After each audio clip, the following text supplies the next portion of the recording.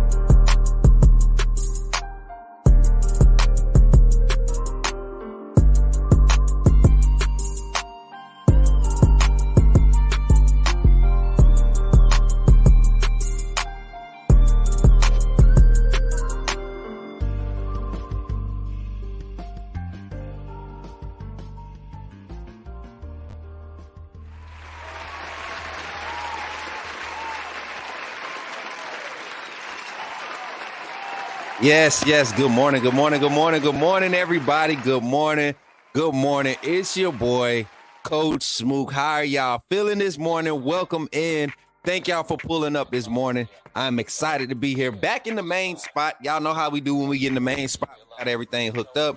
Let me make sure my mic sound good. Hold on one second.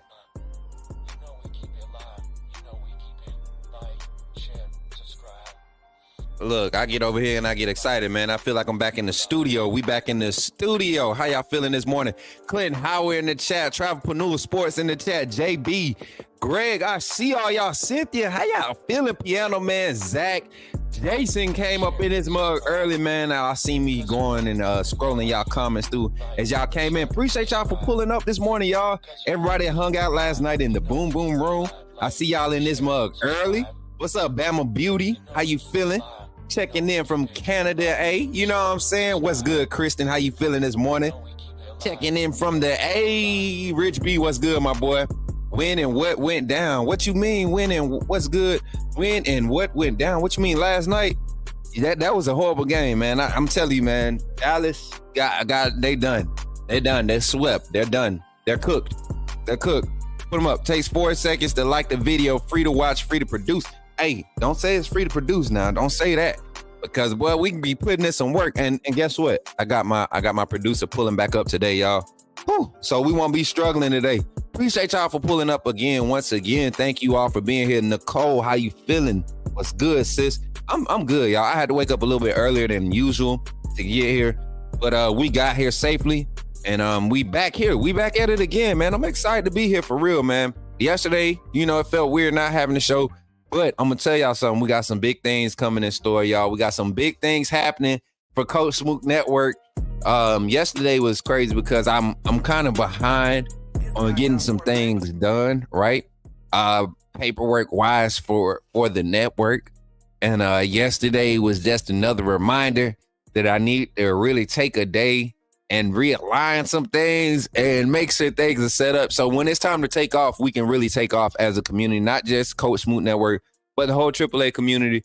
So it was good to have that time yesterday, and then was able to kick it with y'all last night in the Boom Boom Room.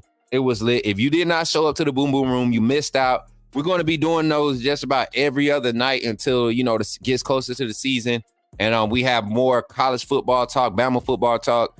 The playoffs are coming to an end. We seen that trash display from the Dallas this finals. Man, I thought this finals was going to be better. We're going to jump into all those different topics before we jump into our main topic, our call-in segment of the day. And it's been something that everybody's been talking about, man. I've seen a couple of other content creators, they come on and they kind of highlight what we've been saying for the longest, but it's time to start popping our stuff a little bit. Shout out to my mom and my dad. What's good morning, mother? Good morning, mama. How you feeling this morning? Good morning, pops. How you feeling? Appreciate y'all for pulling up this morning. Make sure y'all take a moment while y'all are here, man, while y'all are saying all your good mornings to all the family. Make sure y'all take a moment to like the video here on YouTube and to share it across all major social media platforms, guys. We are starting to get to that hard time of the summer where it's hard to keep topics up. But what we're doing, because we're not just strictly talking football, we're trying to expand our reach. We're trying to expand our audience base. So we don't know what type of topic's going to take the hype for the day on the show. Yes, it's a sports show, a sports talk show, but we talk about some of everything over here. So share it up. You never know. Somebody might come in and they might catch a vibe, and that's just another member added to the community. Good morning, Mary J. Good to see you back in here this morning. Good to see you. We thought you was going to pull up to watch the game last night on Discord. We had a good time. Rich B, it's been lit, man. I'm telling you, you got to pull up in the Discord, my guy. Got to pull up in the Discord, man. That the way we had it set up, y'all know we had like the whole camera angle. If y'all was in there and you enjoyed the Boom Boom Room, watching the game, live game segment, put some fire emojis in the chat. Find your fire emoji. Some of y'all, what more season folks, you got to push it's an icon on your phone. Y'all know how to find your emojis. Y'all be abusing them emojis nowadays. Don't play with me. Don't act like you don't know. Fire emojis. If you enjoyed it last night, put some fire emojis in the chat. I think I enjoyed it more because I had a busy day, y'all. I really did. Callers in the chat. What's good, sister? Pulling up. My big sister pulling up. Says she came in there, man. We had a good time watching the game. We thought the Celtics was going to give it up. Those guys are determined, though. That's a young group. I think they got a nice run ahead of them. They answered all the questions I've been asking of them. Y'all heard my take at the beginning. I thought that Dallas would be able to pull it off in 5, but Luka, he out of shape, man. We're gonna talk about it today. But we got a few things to go over before we jump into everything. Of course, we're going to give a shout out to our sponsors. Listen, another thing that we are starting, and I want to make sure everybody knows the only reason we're doing this because just out of the love that we have for our community. We were trying to find more ways to recognize people who just go the extra mile to contribute to the channel, whether it's becoming a member or donating super chat, super stickers during the stream. So during the stream, we will, as you donate super chats or you donate stickers or you Cash App or Venmo, you will become a co-sponsor for this stream. You will be a co-sponsor for this stream. There will be a banner going through the bottom.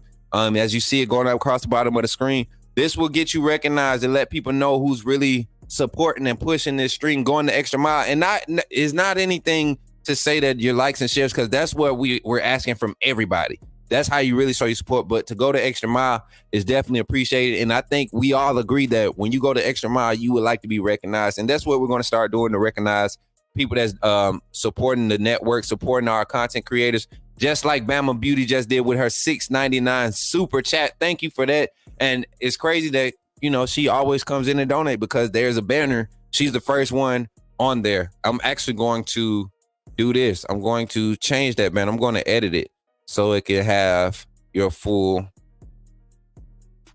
There it is. I'm going to save it now. And now we're going to put it up there. Thank you, Bama Beauty, for becoming the first co-sponsor of today's stream. Thank you for doing what you do and supporting the channel. AAA family, appreciate you. Y'all, I'm really moving today. I'm cooking today for real. Why y'all playing? I'm really cooking. Like I'm doing the producing thing and all that. So I gotta get your boy some love, man.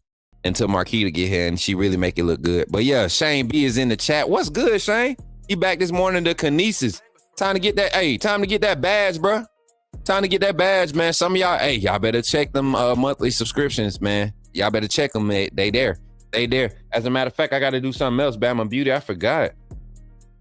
And shout out to the mods for keeping me on top of everything because they are really on top of everything. Bama Beauty was supposed to been had her blue wrench. Her and Mr. Piano Man. Got both of y'all in there now. Blue wrench gang. Stand up. What's up? The Real Dynasty is in the building. I saw you. I just seen you coming. I thought I seen it earlier. Thank you for pulling up, man. Thank you for pulling up and hanging out with the AAA family.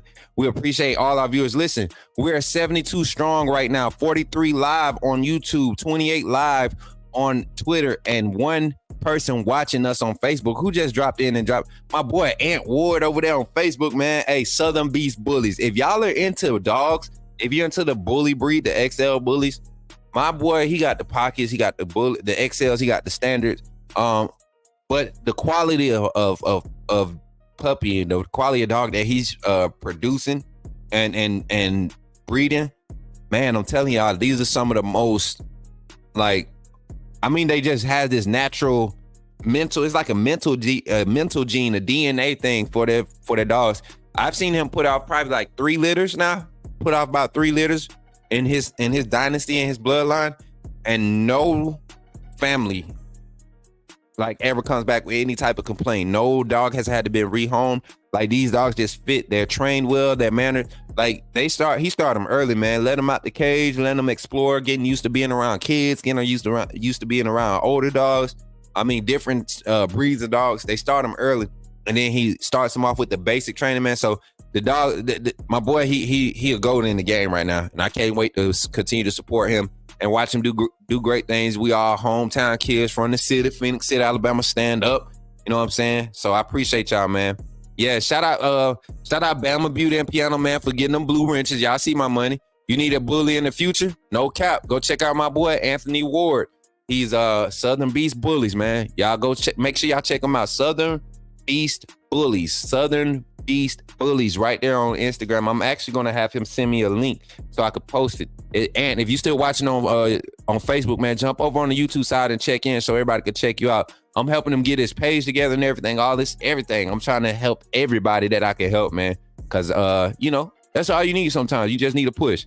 I see a sweep in the NBA Finals. Oh, Pop's trying to jump into the topic already. So for today's inspirational moment, we're going to put it at the end of the episode today, because I got something special for us at the end of this segment today. I have hopefully we'll have our guests come on and they be able to stick around for our inspirational moment of the day, and it's going to be a good one, y'all. I think y'all really going to like it. So yeah, it's going to be like a co-host type thing too. It's going to be a co-host type thing. So and it's about relationship, not necessarily man and woman relationship, but the importance of relationship amongst us, amongst people, you know, and what it means to maintain a level of maintain purity and honesty and all this stuff. So we're gonna jump into it, but before we get into all that, for everybody that is not a member of the AAA family officially, you don't have your birth certificate, you don't come in and you don't see that icon next to your name when you come in, I'm gonna tell you how to become a member of the AAA family, and this is how you do it. Let me take this banner down. Take both banners down. And then we're going to go here and then we're going to run this. This is how you become a member of the AAA family. Glad you chose to stop by the channel today. Just wanted to give you an opportunity to really become a part of this community here at the Coach Smook Network. We like to call ourselves the AAA family. The AAA stands for authenticity above all.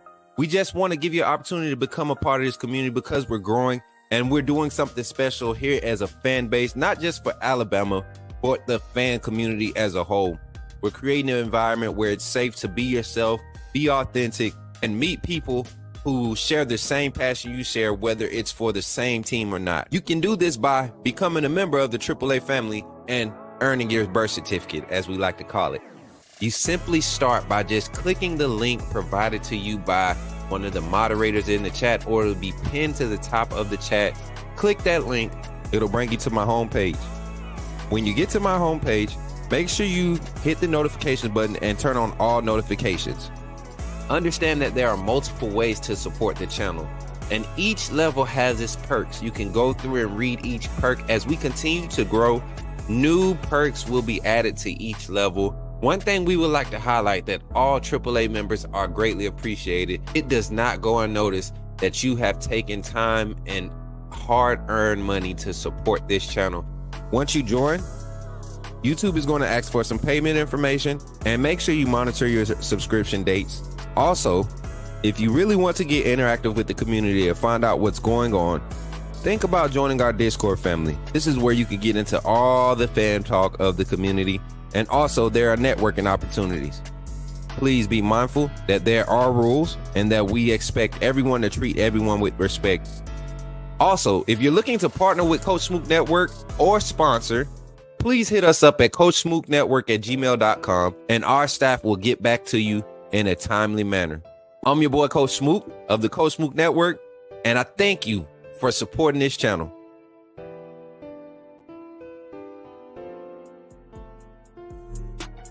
Yes, thank you very much for supporting this channel. Appreciate y'all for pulling up. I see some more family members pulling up in the chat. Car Conversations just joined the chat. How you feeling this morning, sister?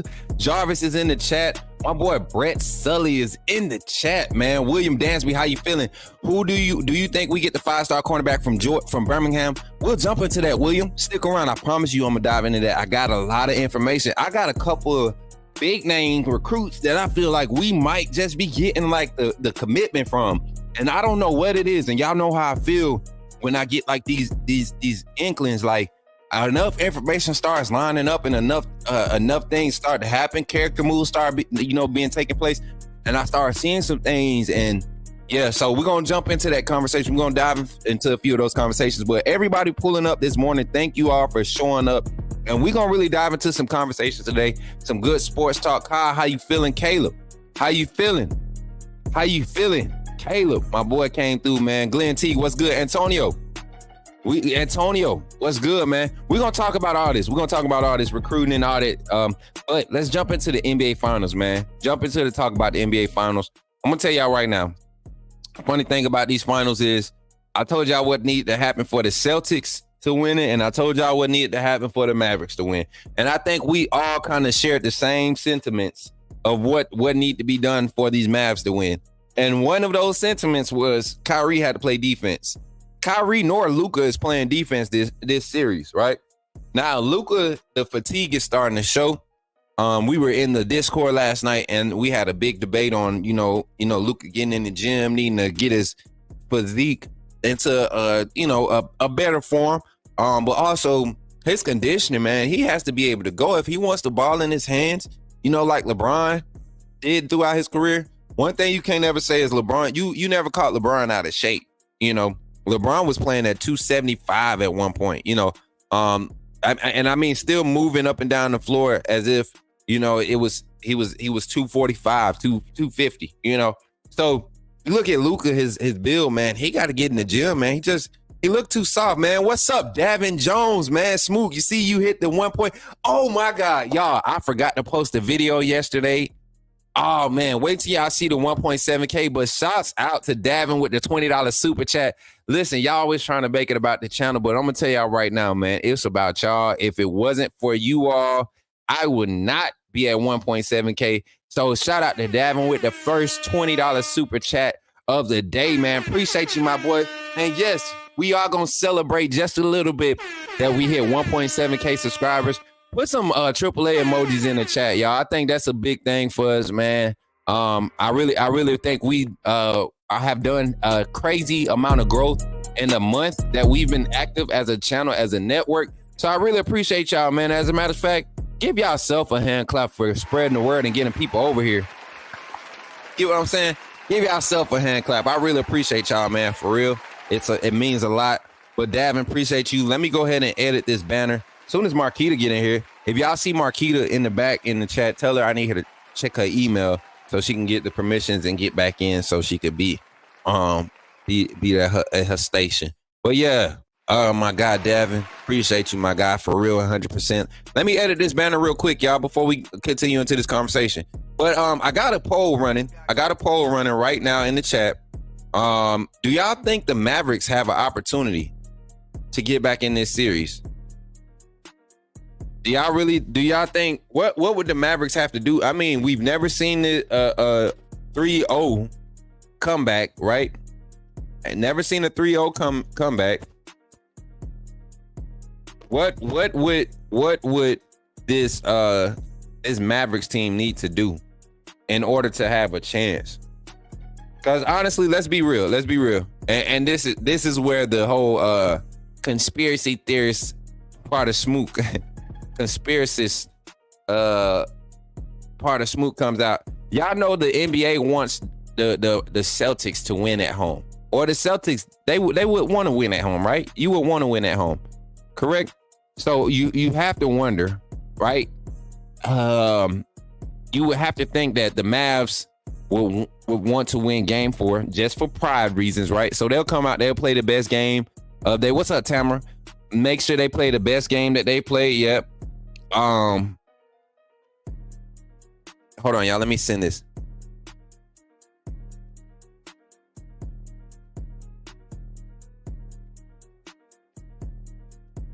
Yeah, so yeah, we got our special guest lined up. Y'all know who it is. Y'all are very familiar with the special guest, but I want them to share something with y'all.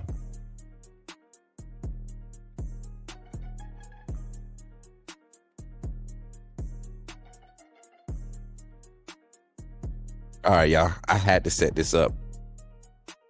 Yeah, I had to set that up. I really think y'all gonna be blessed by this today. But yeah, appreciate everybody. Appreciate all the super chats. We got $20 from Davin, then we got $6.99 from Bama Beauty 780. But yeah, so y'all got the chat, y'all got the poll in the chat. Somebody, I want some hot takes. Like, what would it take? What type of game would it take for Kyrie and Luka to have for them to push it to game 5? All right, Kristen, appreciate you for pulling up. What the Mavs had to do is take out Jalen or JT. Other than that, it's a wrap. And I was pulling for the Mavs. Me too, man. I had the Mavs in 5. Down here in H-Town, we don't support a doggone thing in Dallas. Hey, listen, Rich, the sad thing is, yeah, he do. He really do. We can get him into some offseason training and get him right. But the thing is, Rich, I'm going to tell you like this, man. Dallas they have the assets. My thing is, I don't think Jason Kidd is as good of a coach as we've been giving him credit for. And I'm a Jason Kidd fan. I don't think Jason Kidd is as good of a coach as we've been vouching for him. That's what I'm starting to see.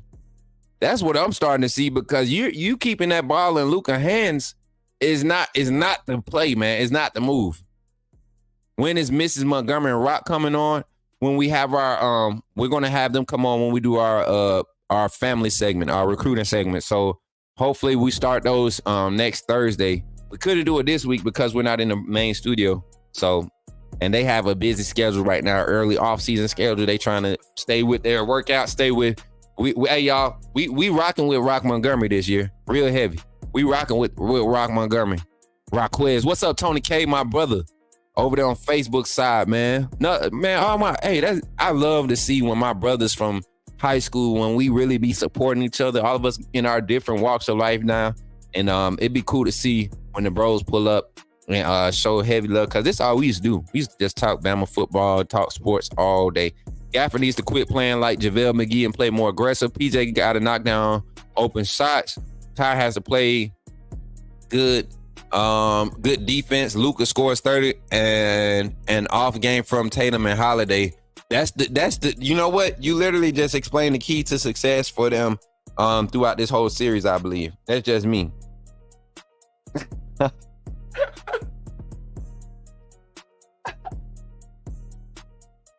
Oh man.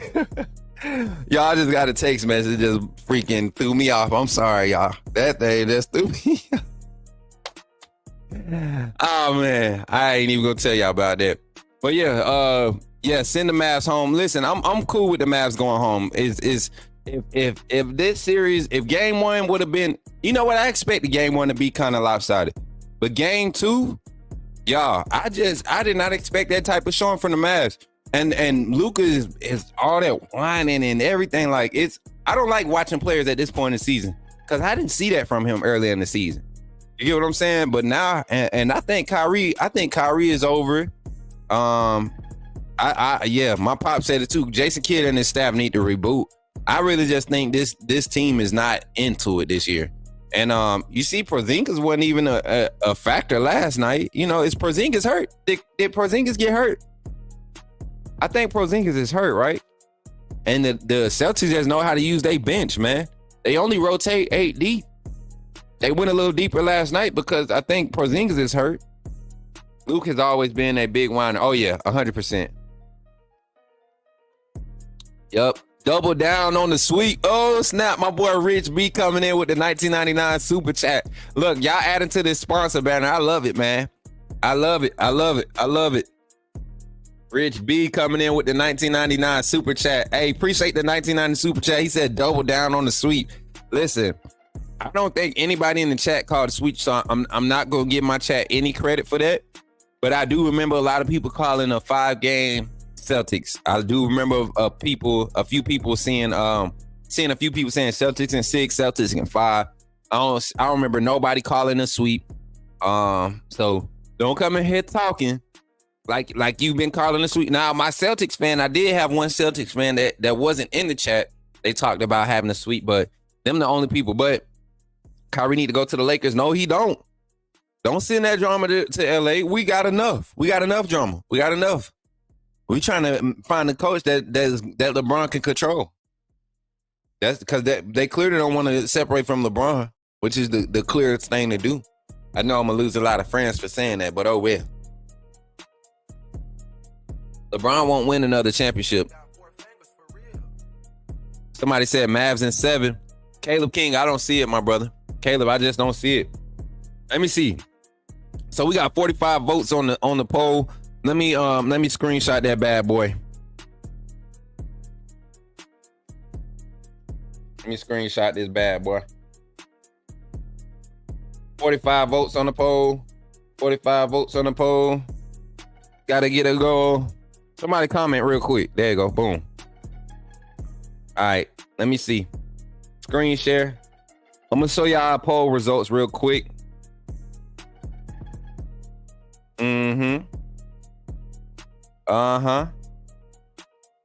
Y'all some harsh people, you know that? Y'all some harsh people. Will the Mavs make a comeback? 93% said, like Pops, no. Hey, they said will the Mavs come back? I got an answer. Oh, hell no. Yeah, they said them boys ain't coming back, man. The Mavs is done. They cooked. I think Boston goes ahead and sweep it. That's just my final take on it. I don't think they care about going back to Boston to win it. Yep. Y'all want? Listen, I don't know, Pop. I think they might get the sweep. I think they might just sweep these boys. I don't think they want to give these boys no life. They did that in the past. It messed them up. Cynthia coming through with a $3 super sticker. Let's go. Let's go. Let's go. Appreciate that $3 super sticker, Cynthia. I'm going to put you on this banner too. Listen, all of our super chatters will be added to the banner. Now, as we continue to grow, the stipulations to become a co-sponsor will start to, be a little bit, more tight, because that's how we want it to grow. Incentives to be a part of this, Cindy. I'm going to put Cindy. Cindy M as a sponsor. But now let's jump into some of this college football talk, man. Y'all, I know y'all happy about these recruiting reports and everything that we begin. Shout out to Cindy once again for the super chat. Thank you. The super sticker, $3 super sticker. Thank you. Let's get into some college football talk. I know that's what y'all came in here for today. Y'all trying to figure out what type of scoop your boy got. Listen, I'm going to tell y'all like this, and I got to pull these graphics up real quick. I'm going to tell y'all like this. There has been so much movement in the past 2 weeks as far as recruiting at Alabama has things going around Alabama. Players that were literally once, maybe a week ago, not seem to have as much interest. When you get a quarterback like Kalen Russell, you get an offensive lineman like Michael Carroll, you get a hometown kid like Mal Waldrop, who's being pressed by like the likes of Tennessee, real heavy. Auburn trying to sneak in the back door, Georgia pushing. Kalen Deboer is locking down the state with a lot of big in-state recruits. So I want y'all to check something out. And this is something that I kind of put together on my own, right? This is something that I kind of put together on my own. Yesterday, I got some information, and it wasn't bad information. I'm gonna tell y'all like this: it wasn't bad information. It was very interesting because I've been watching a couple of recruits that I'm very high on, and I'm gonna tell you right now, Travis Smith Jr. is one of those recruits that I'm very, very high on. Not just because of the personal connection, but because this is a young man that I know for a fact at Alabama would be the perfect fit for this Kalen Deboer scheme. He and Caleb Odom over the next 2 to 3 years together rotating. You can't shut down the X receiver position. You can't shut down a big slot position with those two rotating. There's nobody in the country that's doing it, and you're not taking away your ability to stretch the field. So I know Kalen Deboer, Jamarcus Shepard, and his staff, they're making Travis a priority. Now this weekend, you have official visits from the likes of those names I just was talking about. Hold on, let me send these graphics to my computer real quick for y'all.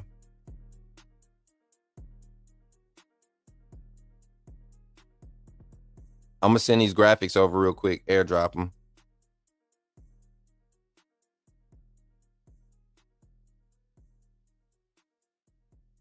All right, hold on. I don't know what happened to them. Apparently, I already got them saved. Here they go. I'm about to send these over real quick, and I might drop these in the Discord too for everybody.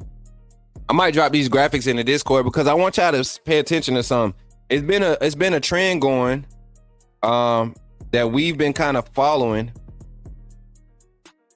with these visits, and I want y'all to see something very closely. Where's my mouse at? Is this the one? Nope, it's not the one. That's not the one either. It's the one right here. All right, boom. Now this weekend's visits, you got a couple of big name recruits that we were high on that a few ended up committing in between the process of us, predicting them to come to us.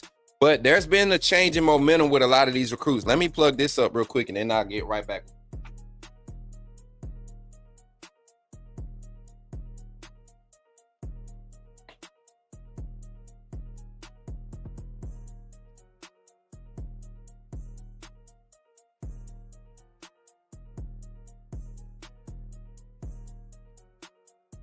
My fault, y'all. Let me get it right.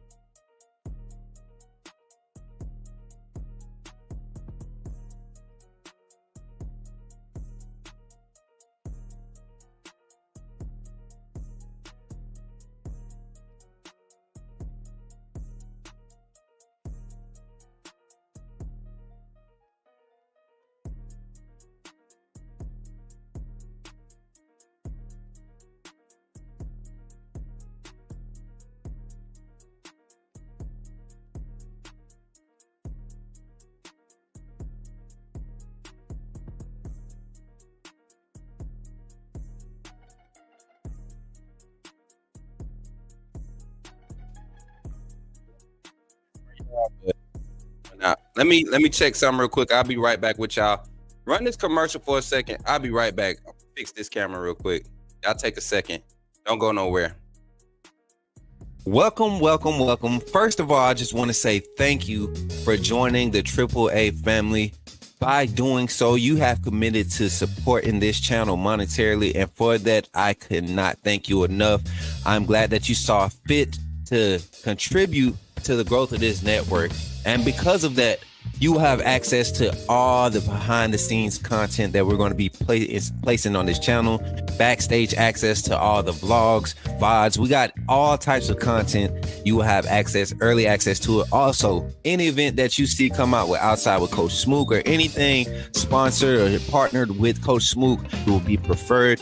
And we will all make sure that we're all taken care of. This community is going to continue to grow. Don't miss out on any opportunities to network. We have other content creators. We have business owners. We got entrepreneurs. This is Coach Smook Network because we believe in networking. We want to uplift the community. So thank you for contributing to helping that mission, seeing that goal. And that's really what we're here for, right? We're here to uplift and continue to grow. So thank you for all your contributions and welcome to the family. AAA SOS.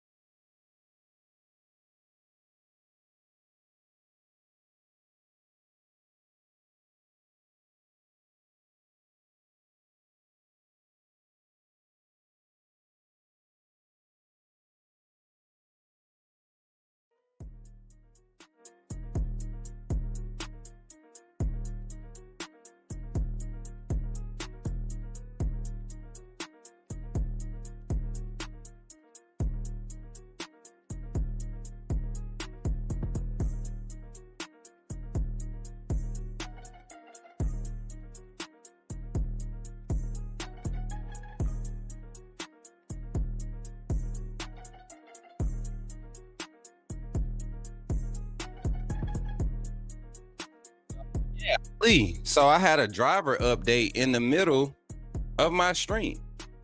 I don't know if y'all can tell the difference in the camera, but it looked different, right? I had an update in the middle of my stream. So golly, man. This is the only thing about technology, man. You think you have everything set up, audio, video, it's gonna always be something. Appreciate y'all for sticking around, y'all. Back into it. We're gonna shake it off.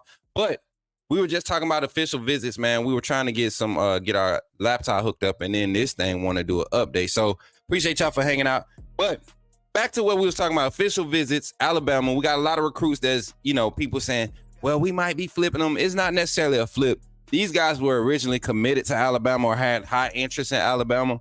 But the coaching change, Coach Saban retiring definitely was a factor. You get what I'm saying? It was definitely a factor in a lot of these guys' decision.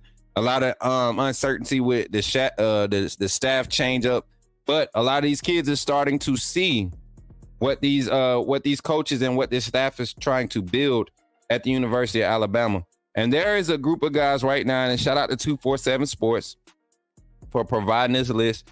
It's a group of guys that's coming between now and the 20th of June that I think we need to really keep our eyes on. And these announcements like these can really change the landscape of how Alabama is recruiting for these classes that to come. So check this out. Look at the top of this list. You got 5-star running back out of Mississippi. He's an Ole Miss commit right now, a Kalen. He'll be here this weekend. Jackson Lloyd is another top offensive lineman. You all know that we've done some crazy recruiting right now with the O-line group. You got in this class Michael Carroll. You got Mal Waldrop. Who's the other offensive line recruit? Let me see. Commit that we had. We had Michael Carroll. We had Mal Waldrop just committed yesterday. And those are the only two right now in this class. But we're also looking at Ty Haywood to possibly be a guy that we end up getting late or getting an early commitment from, and we made like a late push on him. But you got Justin Hill. This is another guy. I'm telling you, this is another edge guy. If we get one from him, it's a few guys' names, Javian Hilson, all those guys that we've been kind of pushing for. We start moving away from these guys. This edge class, the athletes that we're recruiting in the linebacker position for this 25 class are elite. Every single last one of them. You look at the current commits we have, it might be a guy or two getting out the way. Appreciate y'all for sticking around. I appreciate y'all, man. Don't go nowhere. We still talking recruiting. We talking Bama recruiting. Travis Smith. That's an interesting one for me. I'm gonna tell y'all my reasons, my thoughts behind that. I really think even though Georgia has been, everybody's crystal ball in Georgia. They're looking at his interaction with Georgia. I'm telling you right now, this young man is a different type of breed when it comes to commitment, when it comes to following his heart, trusting his decisions, and he has a solid support team, a support group around him. I like Travis Smith's visit this weekend. I feel like this will have a big impact on what his decision will be in July. If he waits until July. That's if he waits until July. What's up, Freddie G? What's up, DR334? Y'all coming back in, man. We had some camera issues, y'all. It was crazy. But Olford has been y'all keep asking about Naeem Olford. We're gonna talk about Naeem Olford. Calm down. Promise you. I'm gonna tell you everything that I know about that situation, because a lot of stuff that I'm seeing said in the chat by and I'm gonna call their name out. Where Jordan at not Jordan. What's the other kid's name? What's the other young man's name? He like to come in and try to, him and Deshaun, they be so far off. Don't listen to them. I'm gonna tell y'all what's going on. But my boy Malachi Goodman, another highly talented offensive lineman from the Northeast. Another highly talented guy, Tyler Booker's from that area, went to IMG. This is a young man. He comes from the Northeast out of New Jersey. Y'all know how traditionally Alabama has gone up into the Northeast and found these jewels, these hidden gems, and brought them to the South and got them acclimated. And the boys usually, they usually pan out well at Alabama. Now we got a new era, new staff. This is a more attractive style of play that you'll be seeing from this staff and these players. This play calling will be more attractive to these players nowadays. I guarantee you we see a shift. And another name that I'm very excited about, y'all, these two names right here, Javian Campbell and London Simmons. We can possibly get both of these guys commitments after this official visit. London Simmons being one that I feel like is a little bit further away, but knowing that Antonio Coleman is kind of like in the mix of being a decommit again, and and these are just rumors. Nothing I heard verbatim, but these are just rumors.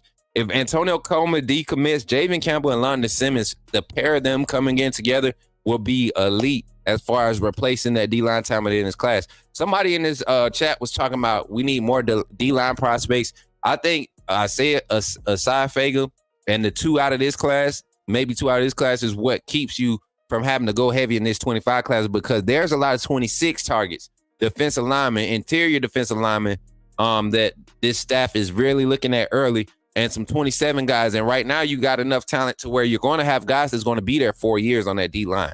You got guys that's going into their second year. So 2 more years, you're buying yourself a little bit of time to continue to evaluate this, to kind of set the tone of the style of defensive lineman you want in this new era of Alabama football. Because these guys, they know what they want. They go out, they go look for skill sets. They don't necessarily look at names. So let's take a look at this this Bama commit roster real quick. And I just want to kind of remind y'all how good of a class this is right now. And the commitment of Mal Waldrop did, even though it didn't take our rankings up, I think it's more so the quality, the average is still up there with the type of recruit, the ratings per recruit. So you got Keelan Russell leading this class, the highest rated in this class right now. 4-star QB out of Duncanville. You got Daryl Johnson out of the 4-star edge out of Dodge County. Got Derek Smith. They classify him as a safety now, so you kind of figure that's a good move. And shout out to Brody Smook. We were having a debate about this. We told y'all Derek Smith could play on either side of the ball. I think this staff sees his size and sees how he crashes on plays in the box. And you can see him coming to Bama having the athleticism and the skill set IQ to play that rover, that husky, the free safety position, all three of those positions with ease. Antonio Coleman, we just got done talking about him. This guy loves attention, and there's nothing wrong with that. He plays the way he plays. He deserves it. Right, but is this staff is that the type of guy we're looking after, chasing after in this recruiting class? And that's not a bad thing. You have what you want. You want what you want for your team, right? As a coach, you want guys that have certain characteristics, and that's what you go after. And we're not dogging a young man. Coleman is definitely going to be one of those guys that wants to be seen. He deserves it. Is that what Alabama wants? I don't think that's in there. I don't think that's in their future right now. They want guys that want to be a part of a team. They want guys that are about team. Not saying he's not, but hey, team first. All that other stuff fall in place. Those guys usually pan out well, especially on the D line. Russell is going to pull some dogs for us. Yes, we listen. Y'all keep talking about Khalid Lockett. I remember a few weeks ago, let's say a few months ago, this was in March, so we're in June now. I remember in March when I was going down this list of Alabama targets, and when I said something about Juju Lewis not being our only target, and that there were two other quarterbacks, one being a Texas guy, and I knew it was Dot. And people were like, nah, we got our guy, Juju. And I was like, yeah, Juju is in the mix right now. We making our push, trying to see where his head is. But do not be surprised if we pull off of him, because there's a quarterback wide receiver tandem out of Texas that is already getting looks from other schools, and that's what these guys are looking like. They want to be a package deal. And you look at this class, man, you mess around and get Khalid Lockett and Travis Smith to solidify this 25 class of athletes, man. You about to see the next 3 to 4 years, Alabama can have the top offense. Just skill sets alone. Of assembled players, talent-wise, Alabama will be number one. I'm telling you right now, Alabama will be number one. Anthony Rogers, running back out of Carver Montgomery. Turbo is a guy that I think is going to stay committed. And when he gets to Bama, he's not going to be the biggest back, but this guy's going to be one of those game changers. I think he comes in with like a Emmanuel Henderson look, see how early he can get in and get acclimated, how quick he can be effective and impactful. Because his speed is different, right? They don't call him Turbo for no reason. Chuck McDonough, y'all know the most recent commit this past weekend. Getting his commitment goes to show you what type of corners we're looking for. All of our corners are 6'1" and taller. All of our DBs are 6'1" and taller. You don't see us going out after these 5'11", 5'10" guys anymore. Kane Womack want big DBs. Boy, it almost sounded like I said something crazy, and I was about to pause myself. But I'm glad I caught it. Kalen, Deboer, Kane Womack only want big DBs, y'all. Big boys. They want the big boys that can bump and run on the outside. They want guys that can still stay in phase, right? DR334, shut your ass up, man. Shut up, man. But yeah, man. Kane Womack, Mo Linquist, y'all see these guys that they're getting at. Drake Kirkpatrick is a guy, he kind of fits the mold. That's why they wanted to go ahead and teach him and preach to him the value he would have in his secondary in this scheme. Most recently, Mal Waldrop. I really think Mal Waldrop was going to be a 4-star before the end of his this evaluation period during his senior year. Mal Waldrop is going to be a 4-star. Same thing with Lashier Brooks and Luke Metz. Luke Metz already getting 4-star ratings from other sites. Abdul Sanders is a guy, I think if he doesn't get a 4-star rating, it's because he doesn't care. But he's probably of this linebacker group right now, this class right now of linebackers, I think Abdul Sanders is the more, him and Luke Metz right there neck and neck when it comes to IQ and range on the field. IQ and range on the field. I'm telling you, those two right there, those guys are, but that's the 25 commits that we have, the class of 25 commits right now. I think that's 14. That's 14 hard commits. And we are looking, we might have another, and Dijon Lee might come this weekend. If not before July. If not before July 13th, it might be this weekend. This visiting list this weekend is going to be something to watch for. But you also got Caleb Edwards. You got David Sanders coming on the 20th. David Sanders is one to watch. He's a 5-star offensive lineman out of Providence. A lot of teams after him. He's another one of those highly touted guys. You probably won't get an early verbal or anything from him. But yeah, definitely going to be there. And then you got Abdul Sanders, Caleb Cunningham, and Dejon Lee. All those guys are going to be here next weekend. So these next 2 weekends are huge weekends for recruiting, official visits. You got some late ads. I think Khalik Lockett is one that everybody's excited about. But I'm gonna tell y'all, the Naeem Oford. Naeem Oford is a guy, home state kid, in-state kid, currently committed to Ohio State. As a matter of fact, I'm gonna pull his 24/7 profile. I'm gonna go ahead and pull it up. So when y'all see the changes, y'all can't say that I went to them and was looking and I was following their stuff. I don't pay for message boards. I don't pay subscriptions for none of this stuff. All right. And I want y'all to see this. 247 Sports right now has Naeem Oford. He's already committed to Ohio State, right? Y'all don't see any flip crystal balls or anything right here, right? Everything saying 100% Ohio State. Y'all see what they got right here for Georgia? For Alabama. They're saying, listen, this young man has been to the campus 8 times in the past 4 weeks. 8 times in the past 4 weeks, y'all. 8 times. Who trying to take who to lunch? Is that the sisters trying to hook up? Y'all can't be going out by yourself. Y'all don't know how to act. Shout out to the 134 in the chat. But 8 times in the past 4 weeks, that's a lot of visits for somebody that's committed somewhere else. So I understand. I understand why Ohio State fans are putting out all this crazy hoopla about, Oford being 100% committed and the NIL deal is already locked in. Man, this young man don't care about NIL. This young man wants to go somewhere where he will be a part of a winning program. And the staff moves really scared him off. Naeem Oford coming to Alabama, this staff, Mo Linquist, this cornerbacks coach, oh my God. Come on now. The thing is, you be family 4 times in T-Town, but he's made, as far as appearances on the campus, walking around, 8 appearances. He ain't just been hanging around the campus. He's been actually going in there. So don't be surprised if there's a flip announcement here soon. Let me go check his timeline. I want to see, do they put their visits on this? Their official visit timeline? Yeah, so the 7th.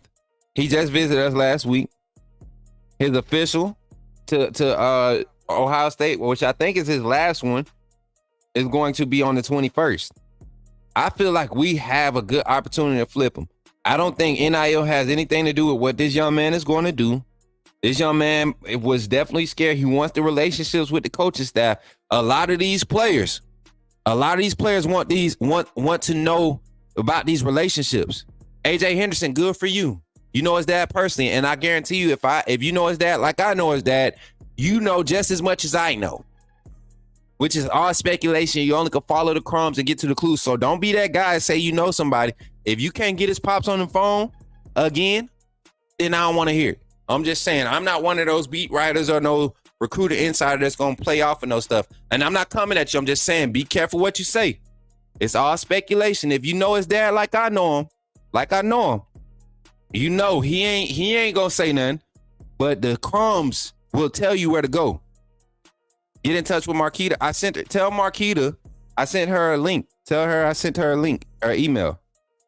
Somebody tell Marquita I can't get in touch with her. I'm running the show right now.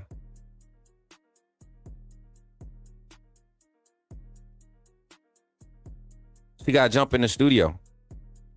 Check her email. Tell her to check her email. My fault. Hold on. Let me text Marquita real quick, y'all.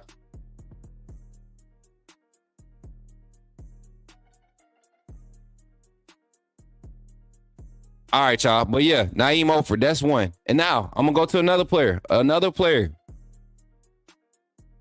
that I'm excited about. I thought we was out.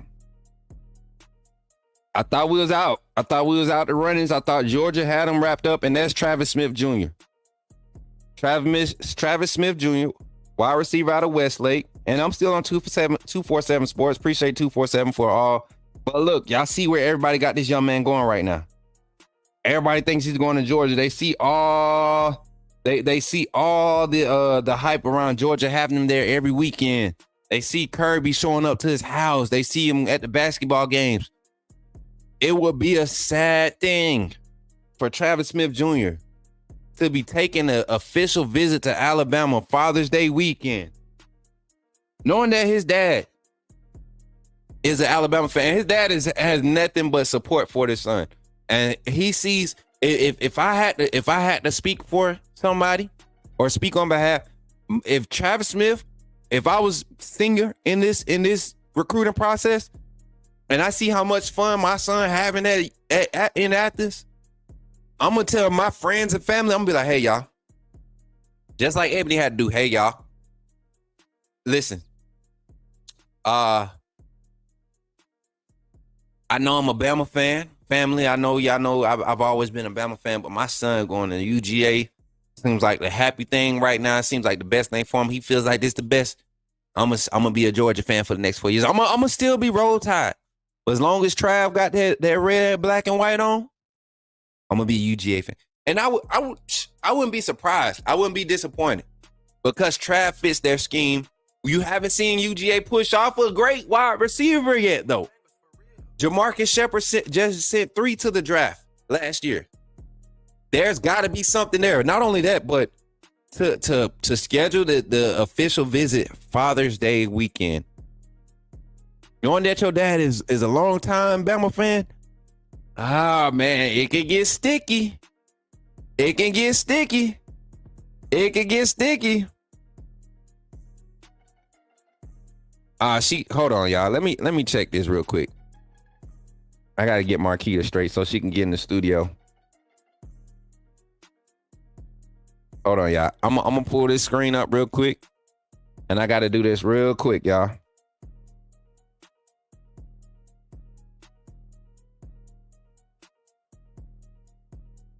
She's already in here.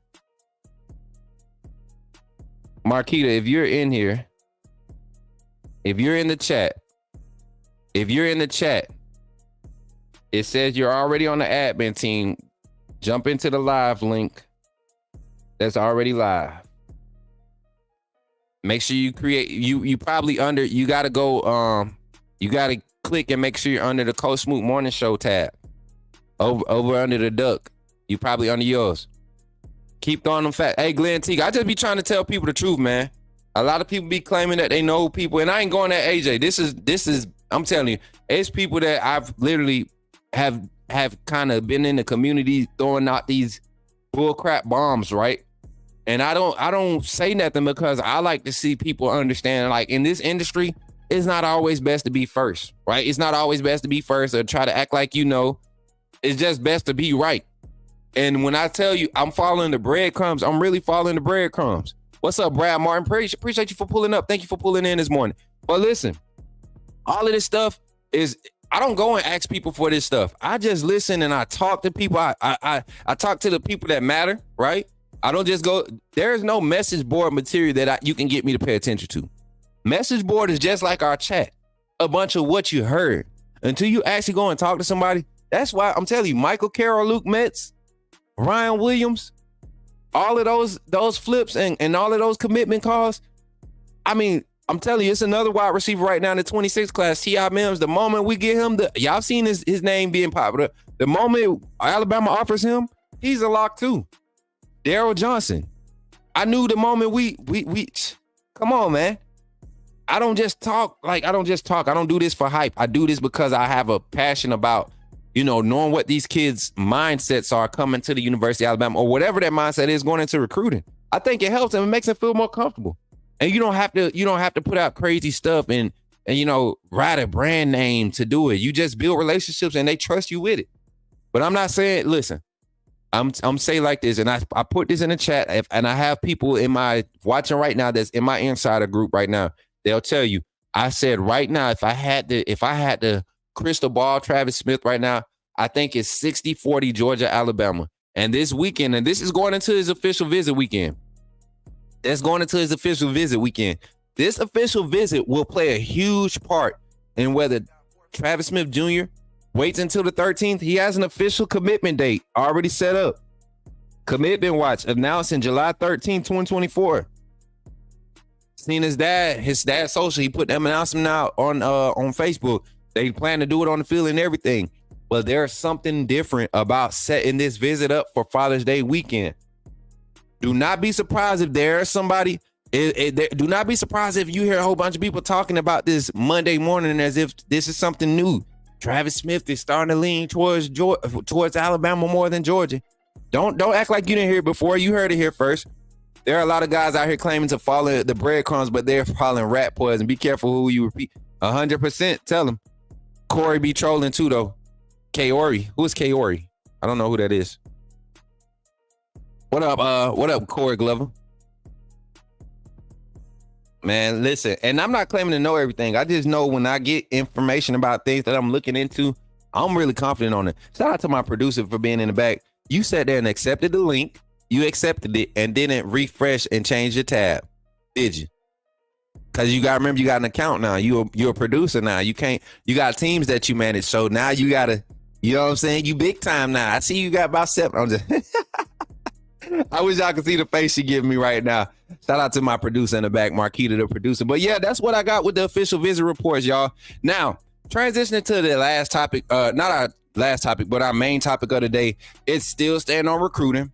But my thing is, we're going to jump back into it because every other day, it seems like we're having to reiterate to college football that Coach Kalen Deboer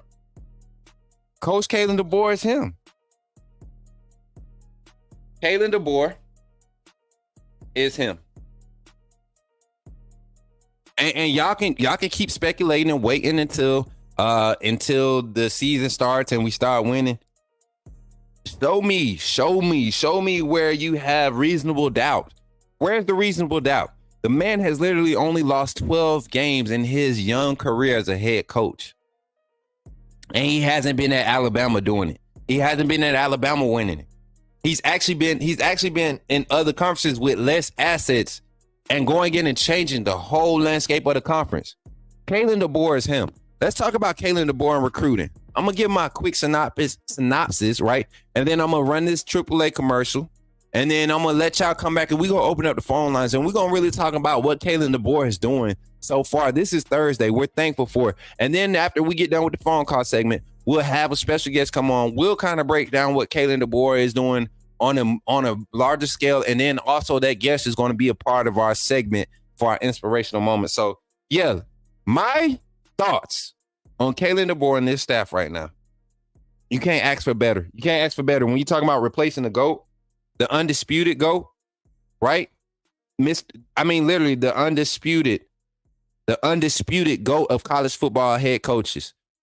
There's no other name you put next to Coach Saban, right? When you talk about great head coaches the greatest head coaches of all time, like Kalen Deboer has a roster full of talent that he's never had access to before. Man, listen, Bama Beauty, you said it 100% correct. They can't recruit the South. Look at all the major recruits we're getting. People want to say where the 5 stars at on the roster, committed already to Alabama. A lot of these guys aren't camp studs. They don't go to camp just to camp. These guys are in developmental training houses. They're in these different labs doing all this different personal. That's why when they show up to these camps, they get such high ratings. They go and they camp at, man, listen, I'm going to tell y'all like this. Keelan Russell, Flip, was on the college football landscape scale, fan scale. They're looking at the fact that he was committed to SMU and we flipped the SMU commit. They're not looking at the fact that it was a top-rated quarterback in the nation flip to Alabama. Once again. And you know what happens whenever Alabama has a top 10 quarterback on their roster? Within 3 years of that quarterback being on that roster, they win a national championship. So even if that quarterback isn't the starter or not, Alabama every 3 years with a top quarterback on their roster wins the national championship. How many years has it been since we touched the Natty? 2020 was the last one, right? We're due. We're due. And everybody's like, Coach Saban ain't there no more. Man, this man, Kalen Deboer, was just playing for one at Washington. I watched Josh Pate, right? I love watching Josh Pate. Shout out Josh Pate, late kick. I love his takes on Alabama because you're really going to get a unbiased feel from his takes. And he tells it so real because you don't ignore what's happening at Georgia. Experience everything. Monica Hill is in the chat. What's up, my beautiful sister? Good to see you. We was just talking about you. We were saying you was MIA the other day. I know you be working, making all that money. Just send me about $20. Say you're sharing your boy about $20. But anyway, welcome back, sis. Good to have you. But Kalen Deboer was just playing in the national championship against the team that beat Alabama in the semis. And I guarantee you, if Kalen Deboer had Alabama's roster for that Michigan game and the way that we lost to Michigan, Kalen Deboer in that Alabama roster last season blows out Michigan easily. Because Seth McLaughlin wouldn't have been starting, right? You definitely would have had Brockemeyer out there at least. You know what I'm saying? Brockemeyer would have got opportunity. I didn't see many of his snapping fractions from Brockemeyer during A-Day. And I never saw Brockemeyer with a bad snap when he got cleanup time either. You know what I'm saying? So Brockemeyer would have got an opportunity. Jaden Roberts would have been on that O-line earlier. Caden Proctor probably would have been replaced. You know, Wilk and Formby probably would have had an opportunity because they do that. They put guys in, they rotate offensive linemen. We would have found our best O-line group by week 3.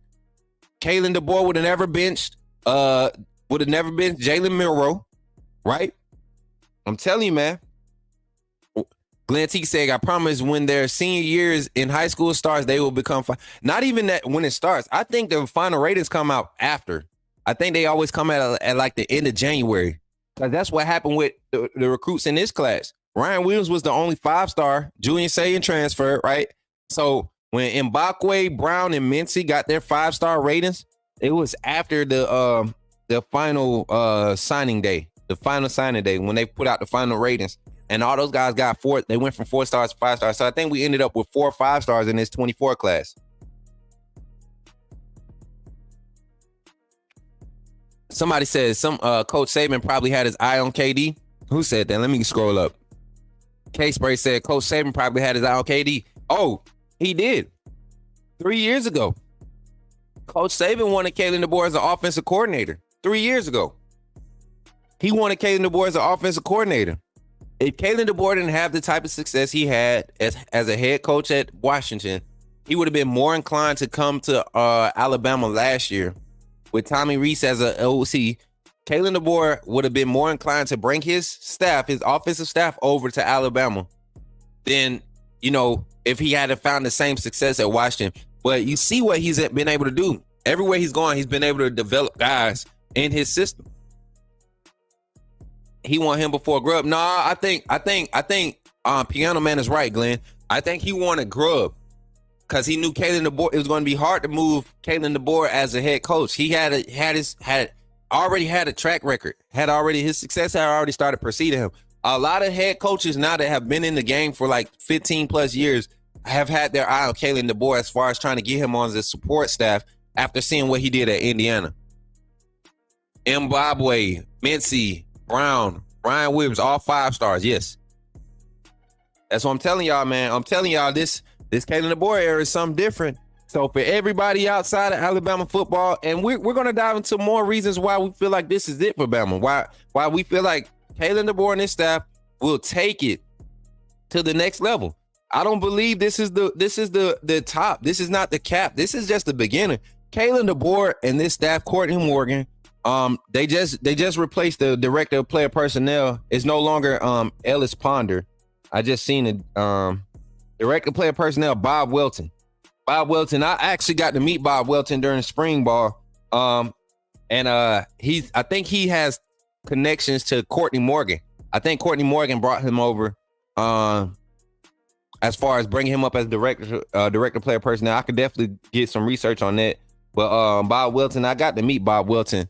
What week was that? Was that? I think Duke and them was there that weekend. First weekend of spring ball. They had those guys on the sideline. First week of spring ball. Mr. Welton. But good to see him. Grubb turned it down because Saban wasn't going to let him run his offense. Wrong answer. Grubb turned it down because he was securing what he was doing with Kalen Deboer. I'm sorry, Steve. Wrong answer. Grubb definitely was nah. Because Saban wanted his system. Saban wanted that offensive system. He wasn't going to try to tie it down. He was going to try to integrate skill sets, see what type of staff he could put around Grubb. And just like any head coach should when hiring a coordinator, you want to integrate this scheme to what you do on both sides of the ball. Saban is a defensive specialist. He wants the offensive scheme and play calling to match what the defense does. Shane B said, is KT coming on today? Nah, she ain't coming on today. And Shane B, I'm going to start roasting you, bro. Marquita, highlight Shane B comment real quick. You be coming off with the most left field comments, and you lucky, bro. Boy, just wait, Shane. I'm going to fire you up. When Greg Byrne told players give him 72 hours and he'd have them a coach, you know something was cooking. The thing was, K-Spray, a lot of people already knew that Kalen Deboer was looking at Tuscaloosa. A lot of people already knew it. Who wouldn't, man? Come on. If I'm a young coach and my name is getting a lot of buzz, what other job would you want to take as a challenge? As a challenge to solidify your career as young head coach. Kalen Deboer is in his early 50s, if I'm not mistaken. How old is Kalen Deboer, y'all? 53, 52, something like that? That's young for coaching staff. Coach Saban got here when he was 50. Come on, y'all. I'm telling y'all, Kalen Deboer is going to make some waves this year. 49. He's not even 50 yet. Woo. Jamarcus Shepard and all those guys around him, 44, 47. Coach Cap, young 50. Mo, all those guys are under 50. They got a young staff, man. And usually, man, when you get guys like this around each other that really got like a mature mindset, it's hard to separate. And that's what happened with Coach Saban early in the dynasty. Kirby Smart and all those guys. Look at every coach that Coach Saban had and the age that they were when they were coordinators or position coaches for him. And look at where they at now. All of them are head coaches. Kalen Deboer is about to have the same type of effect. I got to do that edit. I'm doing that edit today. I'm doing that edit today. I don't think Kane Womack that young, bro. I don't think Kane Womack that young. I'm gonna go ahead because you be coming with some stuff too.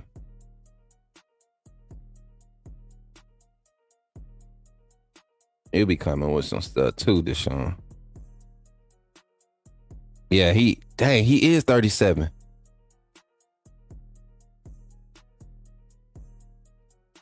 Kane Womack is 37.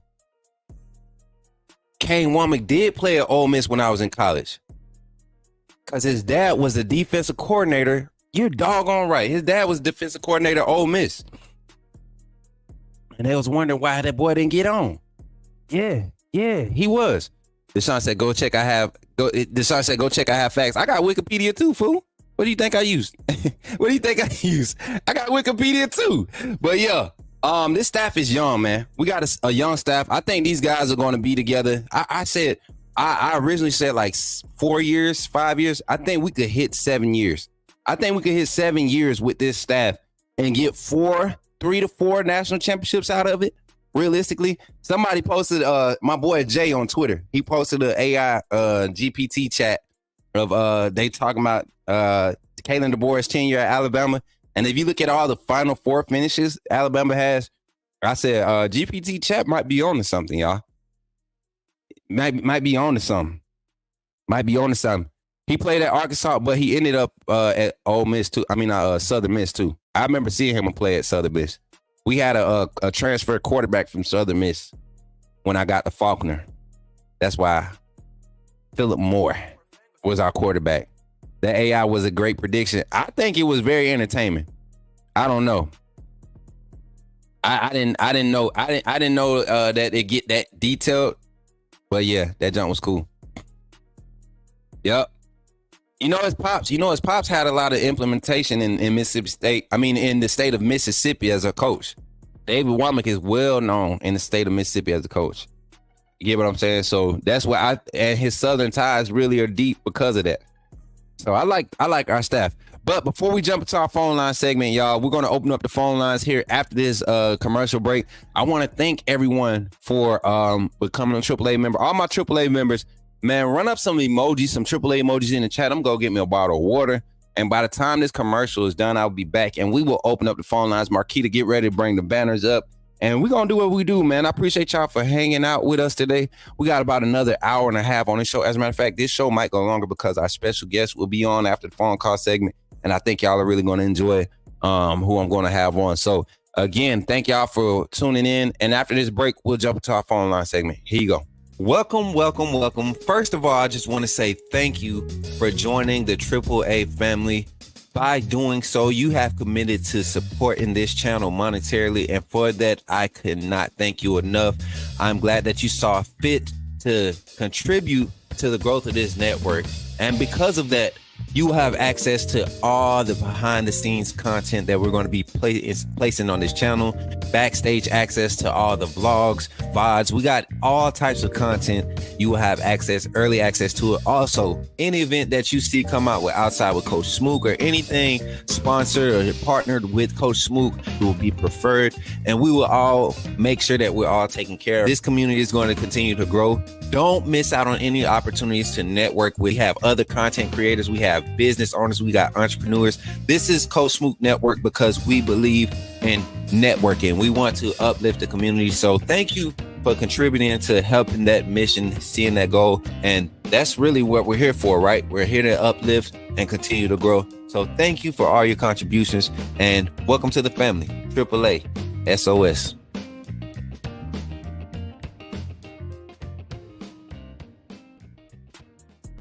Yes, sir. AAA SOS. Don't forget, y'all, if you really want to find the link, one of my mods, somebody asked for the link in the chat. One of my senior mods can drop the command in the chat and it'll take you to how to join. And we can get you in there.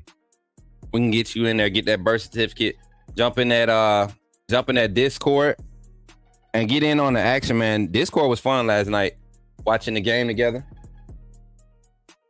Trying to send this link out, y'all. All right, there you go. Boom. I don't know why it ain't already saved. But yeah, it's lit. That Discord, I'm telling y'all, if y'all don't show up to the Boom Boom Room when we have Boom Boom Room nights, don't be complaining about missing them, man, because they really be fun. They really be fun. Antoine, y'all tell them, man, the Discord, the Boom Boom Room, really, it go down tonight. We might do another session tonight, man. Or we might just open YouTube. Might put a poll up in the chat to see what old game from the 20 what we watched last time, Oklahoma and Bama from 2017, I believe that was cool. You know, remembering that game. I'm thinking about let's go to the Bama Florida game from when they opened up Blake Sims season. What that was, 2015 or 2014. That had to be 2015 or 2014, one of them. Man, listen, I think we should pull that one tonight. We'll put a poll in the chat. But without further ado, y'all, the phone lines are open, 625-1121.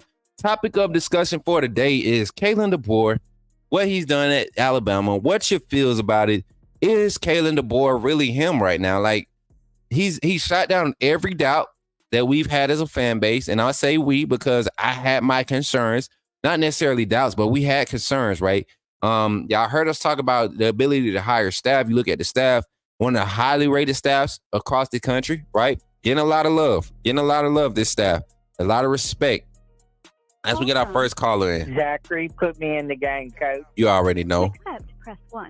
You already know. Zach, what's up? You in the game with your boy, Coach Smook. Talk to me, Zach. How you feeling this evening? I mean, this morning. Look, this morning. I said this evening. I'm feeling good, Coach Smook. That's good, man. Hey, let me do a sound check real quick. Chat, can y'all hear Zach? Marquita, can you hear him back there? All right, so we got you. Zach, man, good to hear your voice, man. It's been a couple days, ain't it? Yeah, Tuesday I was on the road heading home from my mom's, visiting with my nieces and older brother and spending time with them, so I didn't get to call in. I thought I might, and then my mom had to curse it on me. Oh no.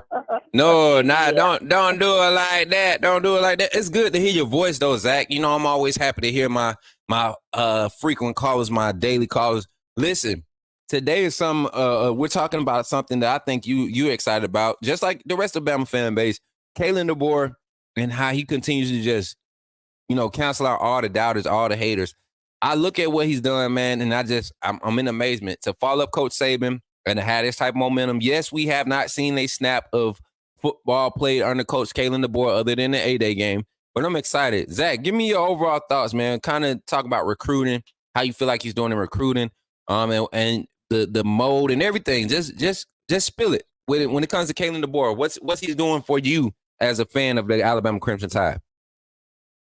Yeah, he's doing good. And again, none of these commits have signed on the dotted line besides this year's class after he got here in January. So, until they sign on the dotted line, we don't know.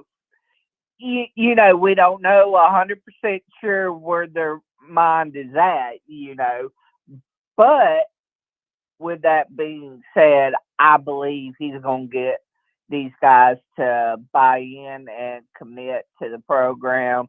And I've been saying, the staff is sneaky, and they're going to be shutting up some people, And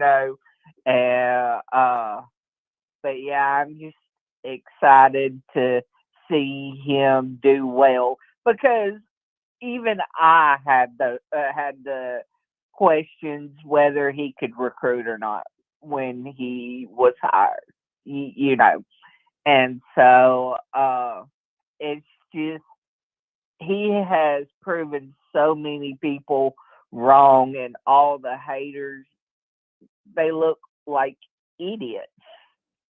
Sorry to be blunt about it, but I mean, it is what it is. They don't know what they're talking about when it comes to Coach Deboer. Man, and I think a lot of us as fans, we made that argument when we looked at Kalen DeBoer's history as a head coach. And we all, you remember how we used to break down the facts of his coaching career, and people just could not get over the fact that this gentleman was winning everywhere he went. And then it went from, well, he may be winning, but he ain't ever won in the SEC. Man, they said the same thing about Brian Kelly when he came to the SEC. They said the same thing. Ed Orgeron had never been a head coach in the SEC, and he turns around, he takes a very talented roster and manages them with some solid coordinators, generational talents across the depth chart, and he goes and wins a national championship. If Ed O can do it, I think Kalen DeBoer can do it, man. I really do. I don't know, and I'm not taking no shots at Ed O. Well, we know he's not a head coach. He's not head coach quality. That was definitely a Band-Aid hire. It just so happened to be the right time, right place, right time for Ed O. But if Ed O can do it in the SEC, I'm pretty confident what Kalen DeBoer can do. And let's not just forget the fact that Alabama was literally one good snap away, one less touchdown away from being called back from being in the national championship again. Right. And man, would I love to see Nick Saban and Coach DeBoer go head to head one time. Yeah, that would have been classic. That would have been classic right there. Coach Saban, Coach DeBoer in the finals in the national championship. Coach DeBoer beats Nick Saban, and then Nick Saban retires, and Coach DeBoer goes to Alabama and leads Alabama to a national. That would have been crazy storyline, Zach. Oh yeah, everybody would have been freaking out. Man, the whole fan base would be freaking out. Shoot, we would have been just this. I think that would have been like more. We would have been more inclined to have Coach Kalen DeBoer if he had just beat Nick Saban, and then he just beat Coach Saban. What you mean? That would have been our argument. Rich, tell the truth. That would have definitely been our argument. What y'all don't think he gonna coach in the SEC? He just beat us. But the thing is, and Jordan Wright says this, and I was just about to say something. I asked a friend who's a Michigan fan why the winningest team in college football only has one championship in this century. You get what I'm saying? Michigan got all these wins, and they only got one national championship. One national championship. Kalen Deboer has been close enough to play for 2 national championships his first 2 years as a head coach in the Power 5 conference. You don't do that. You don't do that by accident. You don't. When I say go ahead.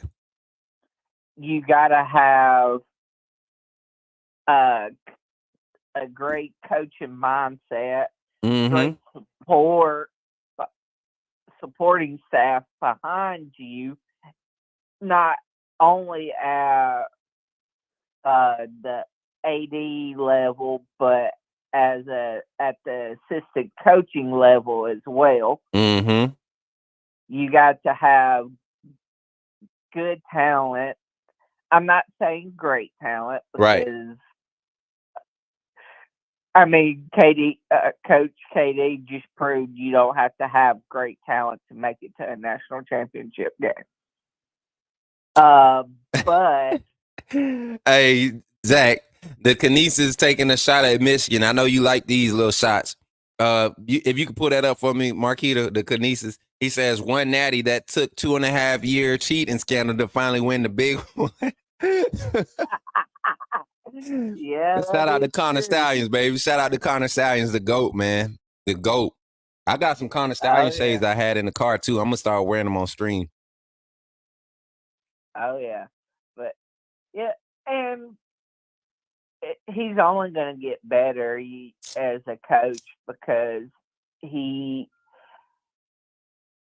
and yes, some of the recruits he's got coming in this next year was recruited by Nick, but majority of them is him and his staff's recruits this next year. And this next year's class is just as scary, if not more scary than this class. Man. You know? So, I mean, I don't understand why people are saying that he's been given a roster for 2 years. He's been given a roster for 1 year, you know, and when I say a roster, I'm talking about recruiting wise. I'm not talking about, you know, the roster that was already here. I'm just talking about from a recruiting standpoint. So, and a lot of people are going to be put on notice when Alabama has no drop off, that they're just as good, if not a little bit better than what Alabama has been the last 4 years. You know, Zach, would you dare say that Alabama will be better this era than they were last year with Coach Saban? And you know what? This is the stipulations, because this is facts. This ain't just speculation. This is facts. Coach Saban never had a class come through during his 17 years as a head coach of Alabama. He's never had a class come through and not have either play or win a national championship. He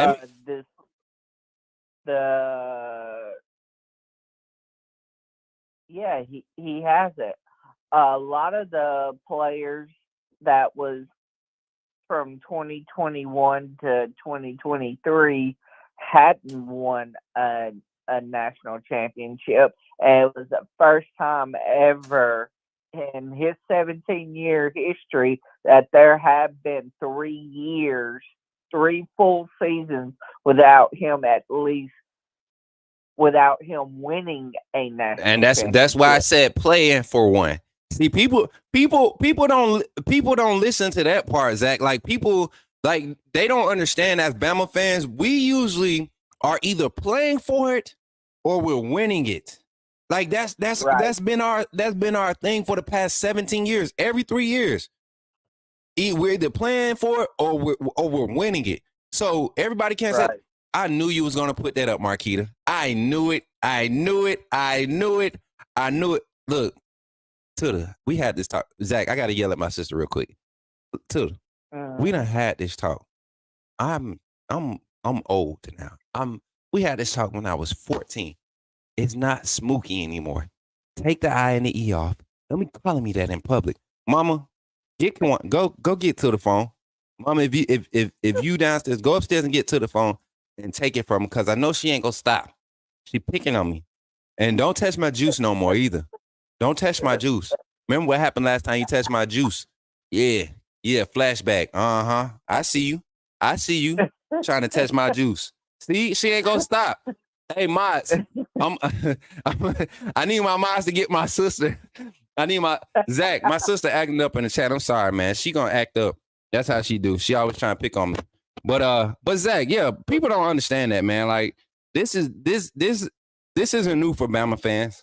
To experience this type of success in recruiting, even with the hype around the team, it needs to be there. It needs to be there for this team. Zach, one more thing, man. If you had to say label something so far in Kalen Deboer's early tenure as a head coach, what was the turning point, or what was the action that to you said Kalen Deboer can do that? You know, Kalen Deboer can be the next great coach.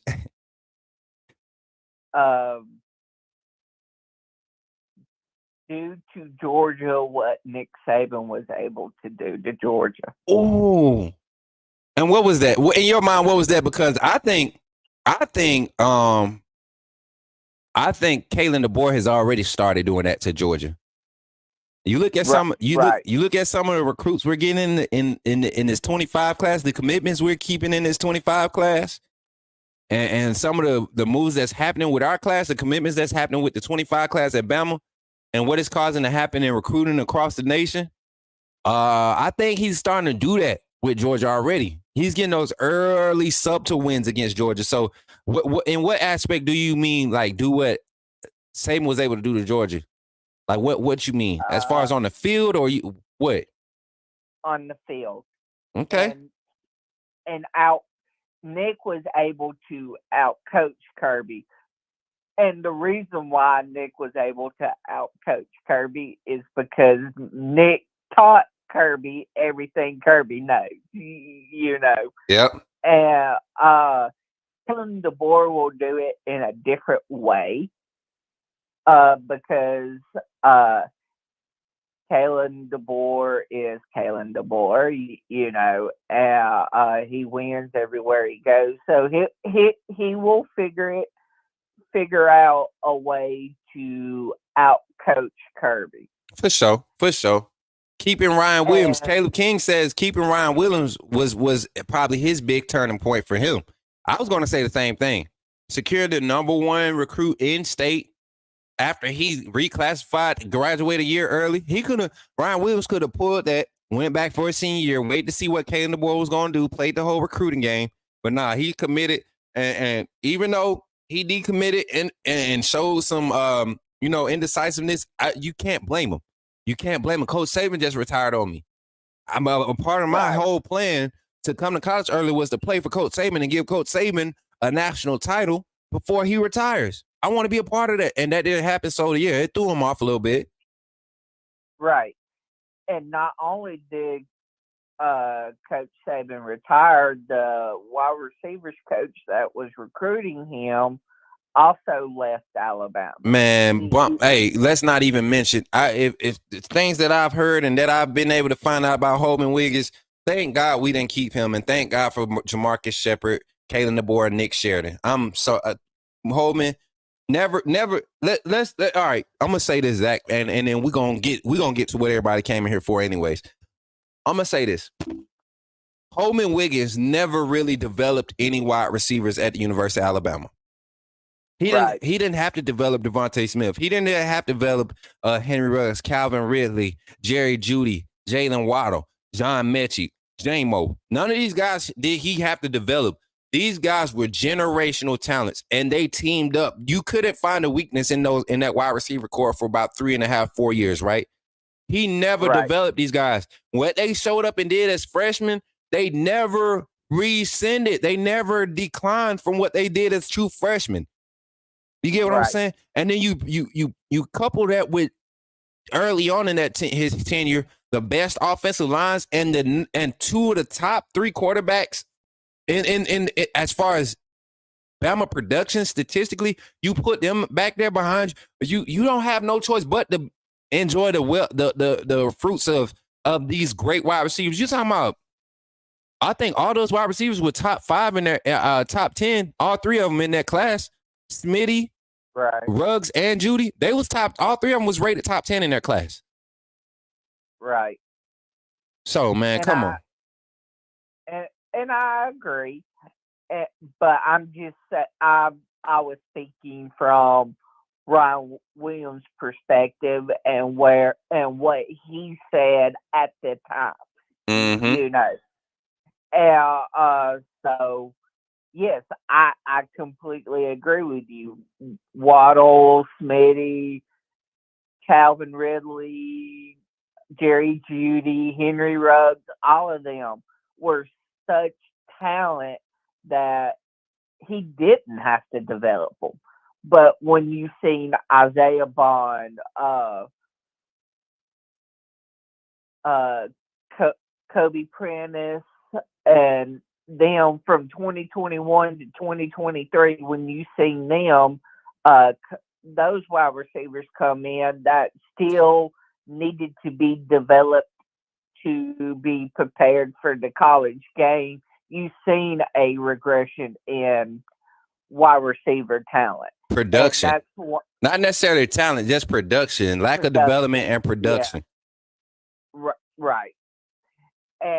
And it had some of it had to do with OC and the supporting staff, but I also could see where it could have been, or if we had the right supporting staff in place, Alabama probably would have won 2, if not 3 national championships, you know, in that span, I believe, you know, or would have been in the conversation for a national championship. Right. And I'm right there, Zach. I'm right there with you. I totally get your point, man. But I think you've given us a pretty good stance on where the fan base as a whole feels when it comes to Kalen Deboer. But we got 1 minute, Zach. We got 1 minute, and you know what time it is, man. You know what time it is. You've had an extra few days to prepare. You sound like your voice is strong today. Marquita, Zach sound real strong today now, don't he? Marquita nodded her head in the back now. Now, Zach, we got you. All right, we got you loud and clear. Ladies and gentlemen, AAA community, far and near, official and unofficial, you have before you now the voice of the family, Zach, SOS Wilges. This one's for the ladies. Hey, girl, you make me want to write a song. Sit you down and sing it to you all night long. I've had a melody in my head since you walked in here and knocked me dead. Yeah, girl, you make me want to write a song. And it goes like, ooh, what I wouldn't do. Get your name on my arm, have you wrapped in my arms all around you. And it goes like, hey, girl, I'm blown away. You better sing, boy. Hey, I feel it. My boy said this one's for the ladies. I ain't gonna lie. No, Diddy, I was feeling it. You ain't just do that for the ladies. No, Diddy, I was feeling it. I don't care. Look, the fellas, y'all feeling it too. Come on. If you don't know Thomas Rhett, you don't know. Tell them. You don't know, man. You don't listen to good music if you don't, man. Come on now. I'm going to start getting these songs. Zach, I think, going to sing. Hey, Rich, you better stop. Hey, y'all get ready. One of my blue wrenches. Get your mouse, get your finger on top of Rich B name. He been acting up today. He ain't got no birth certificate and he in here acting up. Listen, Cynthia out here fainting. They giving you love, Zach. They giving you love, man. They giving my boy some love as deserved, man. Guys, Zach, for the love, man, for the man. Appreciate my boy, Zach. Listen, we got vibes coming. But Zach, tell the people what you got to say before I let you off the line, man. Roll Tide AAA family, and I'll see y'all in September. Yes, sir. Yes, sir. Zach Wood is on the line, man. Appreciate you, man. Always a great time when Zach calls in. Roll Tide, Zach. Listen, we have the phone call segment still up, but before we jump into the phone call segment, I got a special guest in the back, y'all. Y'all know him. I know him. He's always been around. Always going to be my bro. Always going to hold it down when he's in town. You get what I'm saying? Some of y'all know him as Blaze, right? Yeah, some of y'all know him as Blaze. Some of y'all know him as Gandalf. And I'm saying? Some of y'all know him as the Portal Sorcerer. You know what I'm saying? Some of y'all know him as Mr. Round the Table Sports. Yes, my brother is coming to the stage. Ty Hayes, welcome to the stage, my boy. How you feeling? Oh, doing good. What's going on? Good, man. Look, got you coming in loud and clear. We got Ty Hayes back on this thing, y'all. Everybody give it up for Ty Hayes. Y'all know what time it is, man. Definitely had to get me a co-host on today. We got a lot of stuff to talk about. And it's really about Kalen Deboer and what he's doing, man. Ty Hayes, give a little intro, man. Tell the people how you feeling, what you've been working on, man. Man, I actually just been putting together a little video that I hope to get done today, but I'm on Bleacher Report today, 2 p.m. Central Standard Time, as we're breaking down all the SEC information you need to know. That's going to be a good time talking about who can win the league. Outside of that, just been putting together regular content, man. Man, I already know. I've been catching all the lives and everything, man. Of course, the roundtable stuff is really what you've been. You're becoming the GOAT of that, getting those panels together and getting people in the right on the right type of topics and getting the energy going. I know the last time we had the big table together, it was crazy good with the debates, man. It got hot. And yeah, man, I can't wait to continue to do those. But bro, I want to bring you on today because this is something that I think when me and you talk, and shout out to my mom and dad, they were just asking where you were the other day, man. I promise you. And I'm gonna tell you, I'm gonna be honest real quick. And I could do that because this is my show. I'm gonna be honest. So a lot of people that I get on this channel is because my family, like my AAA family and my family are like, hey, when the last time you heard from Jake? When the last time you heard from Ty? And I be like, man, look, man, everybody's busy. Like I don't know. I ain't the only one that got to go check out their channel. So they come in, they check it. Y'all need to get together. So when I have an opportunity, I always try to get my brothers on, and man, it's always a good time. So definitely want to give my parents a shout out and my AAA fan for always continue to support, man. They know we got something special when we come together. All of us come together, and I want to keep doing it, man. I want to keep doing it. But Kalen Deboer, man, you remember the talks. People, he can't recruit in the South. He only doing that in the Pac. He up in the Northwest. Blah blah. San Jose State getting no credit. He was just the OC at Indiana. He not going to be able to coach against SEC defenses who in the past few years have not had the top statistically overall conference best defenses. If you want to talk about statistics, so we can dive into that to that a little bit. But Ty, Kalen Deboer so far, not just a basic report card, but standouts, spots, things that you could pick out, starting from the higher up until now. Go ahead and take it away. Just splurge, man. You got time, got plenty of time. No rush here.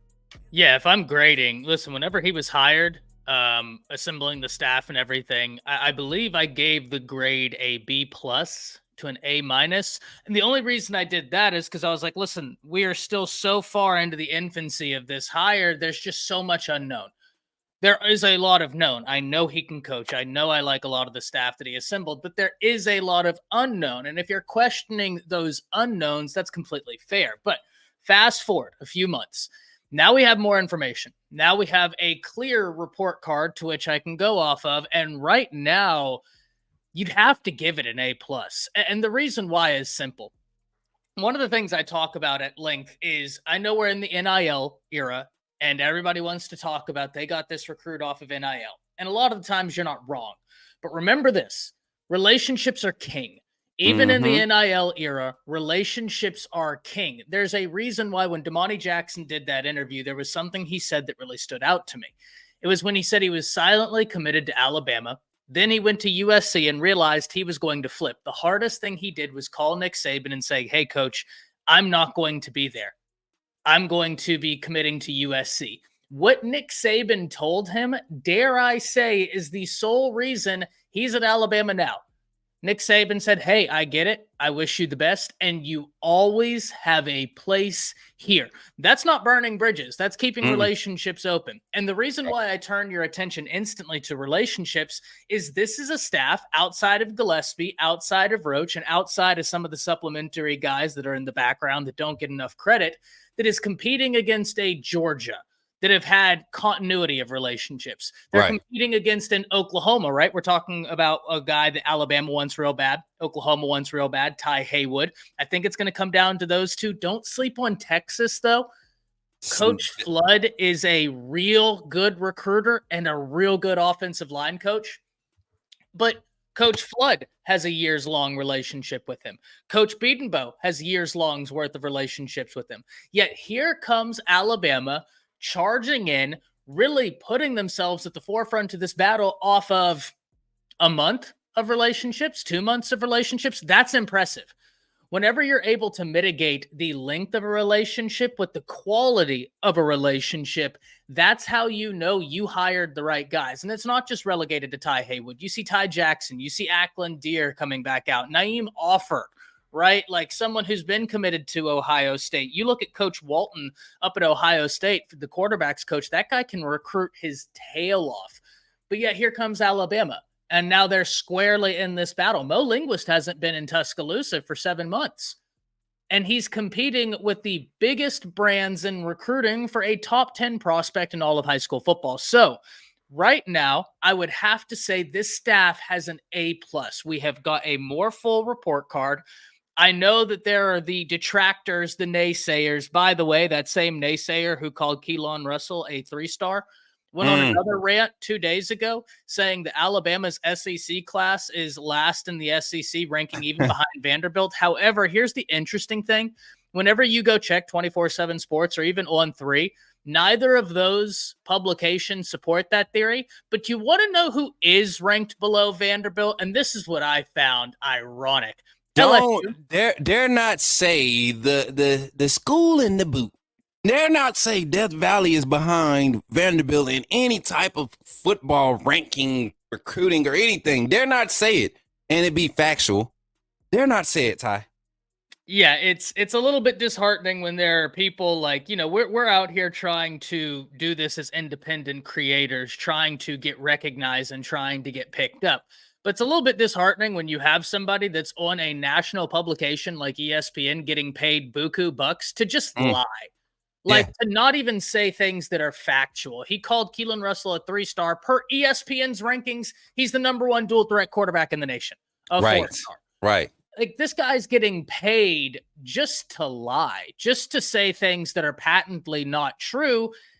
And that right there is kind of disheartening whenever you're trying to enter into the industry and you try and do everything well. You try and make principled, well thought out arguments. And then you look and you're like, oh, there's somebody in the industry getting paid to just say whatever.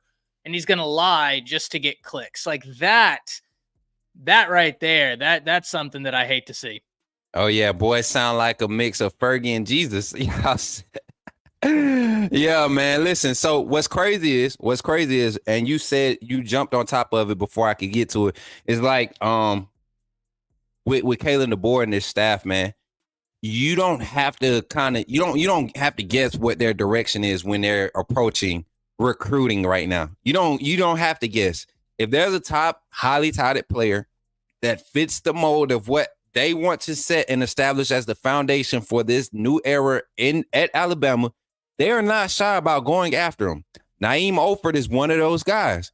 You look at his skill set, corner, safety, wherever you want to put him in the secondary, he fits what Kane Womack, Mo Linguist, Colin Hitzler want in this secondary. And he has recently had interest before his commitment to Ohio State at Bama. He's a Bama child. He's from Birmingham.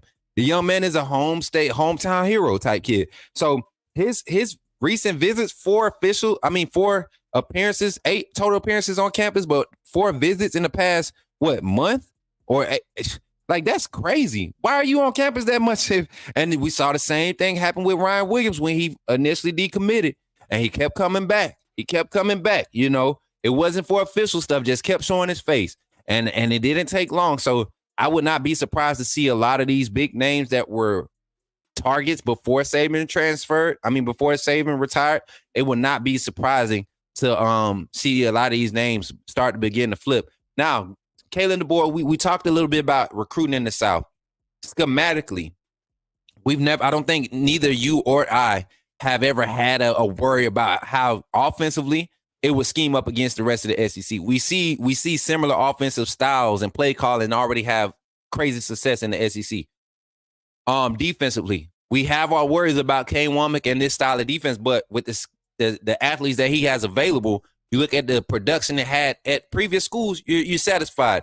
Talk a little bit more about schematically how Kalen Deboer and the way he's assembled that defensive staff. He's allowed the defensive staff to be assembled, and how he's assembled his offensive staff, how that pans against the rest of the nation when we talk about going into this fall season coming up. Yeah, I'm going to start on the defensive side because the more I watch, the more I research, the more I look up, the less worry I have. And let me explain this. I know that there are going to be some that have questions, and questions are fine, right? Like if you're telling me, hey, I question this about Alabama, or I question this about Alabama, that's perfectly fine. The GOAT just retired. A new fantastic head coach just comes in. But I think everybody's well placed for having questions. I always say questions are healthy. But speaking on the defense, I do want to take you back to this because I know there are those out there that say, oh, but at South Alabama this past year, he gave up X amount of points, X amount of times, and I'm kind of worried about this. Nobody ever questioned whether or not Nick Saban was a defensive genius. Is that fair? Right? Like, I think everybody can say that's fair. But Nick Saban's defense didn't look like Nick Saban's defense whenever, and I'm sorry to do this to you, my brother in Christ, whenever Pete Golding was calling it. Right? Like, so what I'm going at here is that Kane Womack has a solid defensive schematics, but whenever someone else was at the helm of those defensive schematics, they were putting their own twist on it, as every defensive coordinator does, all well and fair. That doesn't mean it's going to work out, right? Like that doesn't mean it's always going to work. So what I would advise everyone is to not necessarily hone in on the South Alabama stuff, because yes, while that was his last stop, he wasn't the defensive play caller. It may have been his scheme, much like it was Saban's scheme, but Pete Golding was calling it under Saban, much like Major Apple was calling it over there at South Alabama. So when you go and you go to Indiana, what we see at Indiana was that he is in a single high safety a lot of the times, disproportionately so. That defense is fantastic in generating turnovers. It's fantastic in red zone defense. It is kind of a bend but don't break defense. And to be honest with you, with these offensive styles, that's kind of the perfect marriage, right? Like there's a reason why Kalen Deboer went out there and got Womack, because they know that their styles are complementary. You want to be able to assemble a complementary style and complementary schematics, and they absolutely are. So what I think you can expect is I think the defensive front for Alabama is going to be fantastic. We always say it's a 4-2-5 nickel. Really, it's a 3-4 nickel. And that's what I'm really interested in. You still have a lot of talent on the interior. LT Overton coming in here back at his natural position. Remember, don't go look at the A&M stuff. They tried experimenting and saying, can we put you at edge because you're so freakish athletic? The answer to that was no. He's much more of a defensive end in this current schematic, right? So that's what I think is super interesting on the defensive side. I love Colin Hitchler. You look at what he did at Cincinnati. You look at what he did at Wisconsin. That guy can coach his tail off. Big fan of Mo Linguist, right? Mo Linguist is someone who's always moved up. He played college football, coached at A&M, was a fantastic recruiter for A&M, was a cornerbacks coach with the Dallas Cowboys, then went up to Buffalo and did his thing up there. But when we look at the offensive side of this staff, I don't know how you couldn't be excited. Retaining Robert Gillespie, who I don't think there's any debate that he's a top 5 running back coach in the nation, right? Yeah. Like if we have different fan bases in here, they might order them different. But at the end of the day, those opinions are tossed out if they don't have Gillespie in the top 5, right? Mm-hmm. 1 through 5, I don't care. The guy can recruit well. He can coach well. We know this. You get in Coach Shepard, who is an upgrade. Whenever we looked at what happened under Holloman Wiggins could recruit, but it never panned out the way we expected, right? Now he's over at Texas A&M. That's going to be interesting to see. We look at the offensive line coach and Coach Cap, and I'm excited about this one.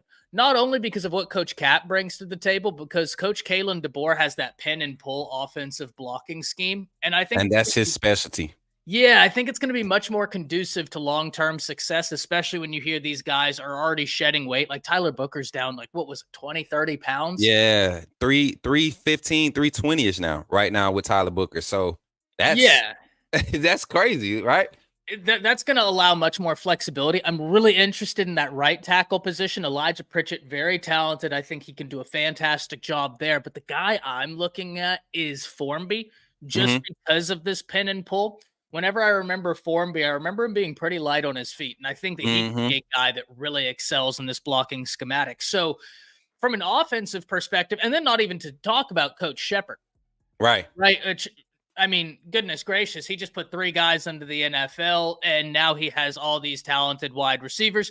By the way, we had a lot of people, Coach, asking us whether or not we thought it was disrespectful that Alabama was left off the top 10 wide receiver rooms of the nation.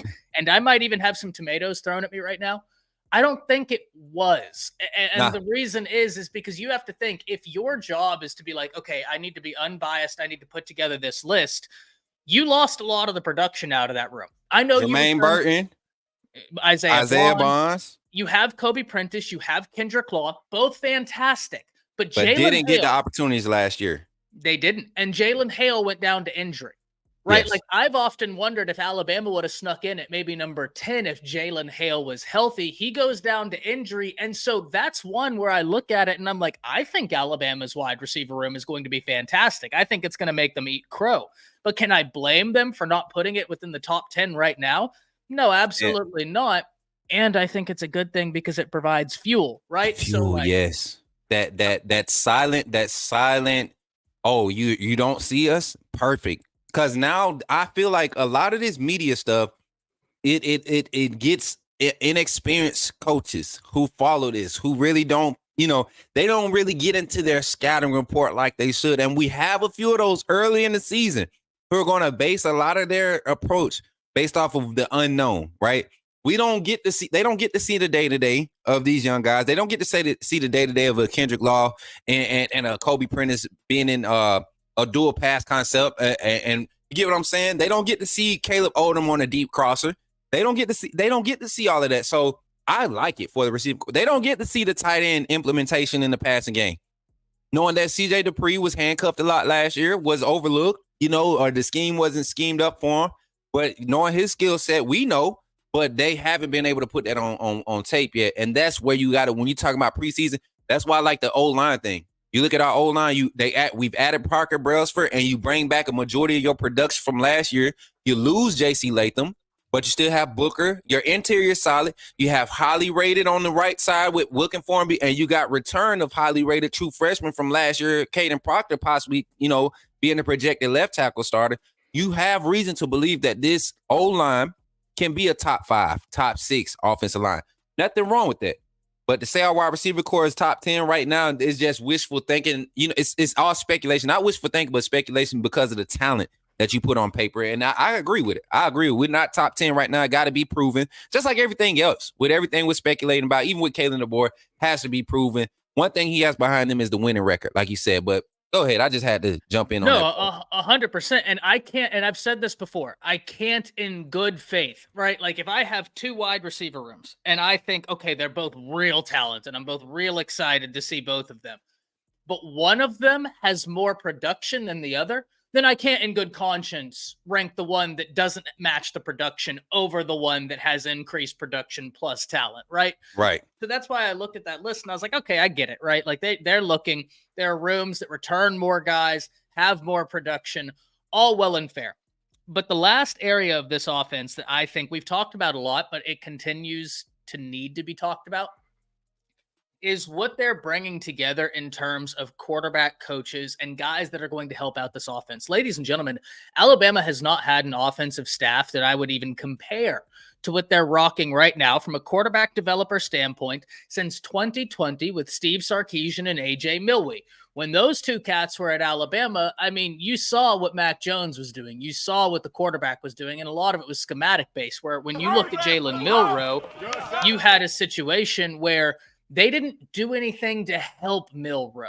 And Right. I've said this before. Once again, if you want to, Shane says nobody would throw a tomato at you. Well, don't say that just yet, Shane, because I have another one where you might be throwing a tomato, and that's all. I don't blame Tommy Rees exclusively. Rees is just 3 or 4 years older than me. Asked to coach the offense. 2 years younger than me. Yeah, asked to coach the offense at Alabama when he's still learning to be an offensive coordinator. And if it was just that, I would put more blame on him. Here's the kicker, ladies and gentlemen. Remember what I just said. He's still learning how to be an offensive coordinator, and he's asked, hey, abandon the offense you've been formulating, abandon the offense that has gotten you the recognition, and come in and take over and run the Alabama offense. So now, while he's still learning the new players, while he's still learning how to be an offensive coordinator, now he's in the SEC with all these far more advanced defenses than he was seeing at Notre Dame.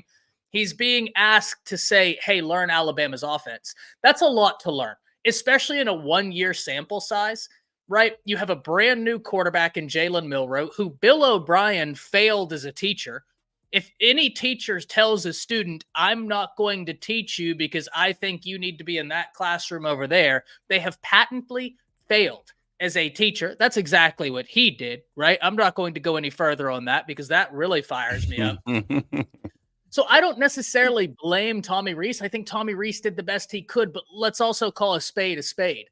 How many times, I think I can count on one hand how many times we saw screen passes. Just even a running back screen. 7, I think, was the official screen call from last year. 14 games. 2 hands, but 13. still, you get the point. Yeah, and three of those were in the first week against Middle Tennessee State. How many completions on 7 screens? 3 completions. So they're not successful plays. You're talking about actual screen design calls that were in.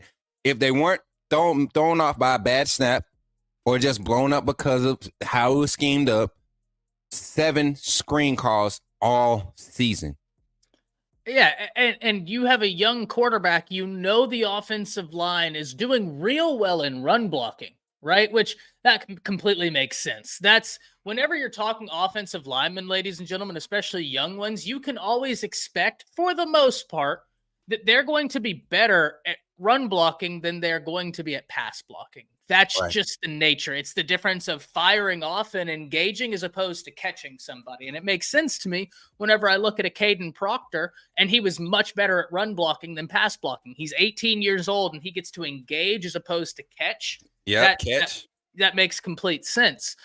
But you have an offensive line that is up and down all around. They're kind of struggling. You have a quarterback who's in his first year as a starter, is really learning, and defenses are teeing off. They're pinning their ears back, and they are attacking. And what do? You sit on your hands, and you're like, okay, we'll figure it out.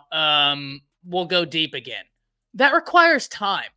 Right, you had running backs in Jace that were so multi-dimensional. One of the things I've said consistently, and Coach, I said this to you, Jace, I think, is one of the steals of the draft because he fits all 32 schemes. Like, there's not an NFL scheme that he can't go to and succeed because he's such a well-rounded running back. He's just one of those guys that can do whatever you need him to do. He's going to be able to do it. Yeah, power run game. Get to the perimeter, edge range game, screen game, catch out the backfield, literally pass block. Like if we're honest, Roydell Williams had some clutch moments as a pass blocker, but he wasn't the most consistent. Jace McClellan was your best pass blocking back last year until we saw Justice Haynes come in. Justice Haynes had one bad pass play where he had, it was a miscommunication. And that was a young young Justice. And that was, I think, week 2 against Texas. He had 2 plays and they didn't play him again. You remember, we were wondering why we didn't get to see another rotation of Justice in that Texas game. And I believe it was because of the pass block play, but that wasn't on him. That slide was definitely not his fault. But you see that mistake, and guys like Jason Justice, you can't live without him. You can't live without those type of guys on your roster. Yeah, and I mean, you look, I think right now you have a few backs on Alabama's running back room that are going to be well-rounded backs by the time they leave. All of them. Yeah. I'm willing to bet, Ty, this is probably since the span of Richardson to Najee. That span, like that run of running backs, we have that right now in the running back room. And I mean, that went from Richardson to, I think, Yeldon to Scarborough to, Lacey to, I think Scarborough was after that, to Harris to Jacobs to Najee. Like, that was the span. And you then in that group, you had Kamara had to leave. You had Tenpenny like all of these guys in the running back room is what we had for the longest. And I think we're starting to rebuild that at Bama, man. This is the perfect formula to the quarterback talent we have that's set up now. This is the perfect formula to have the basis of that. Coach Kalen Deboer is doing this. And we're still talking about Kalen Deboer and what he's done early in his tenure at Bama. You get what I'm saying? Like, all of these points we're making are like, man, and the season has yet to kick off.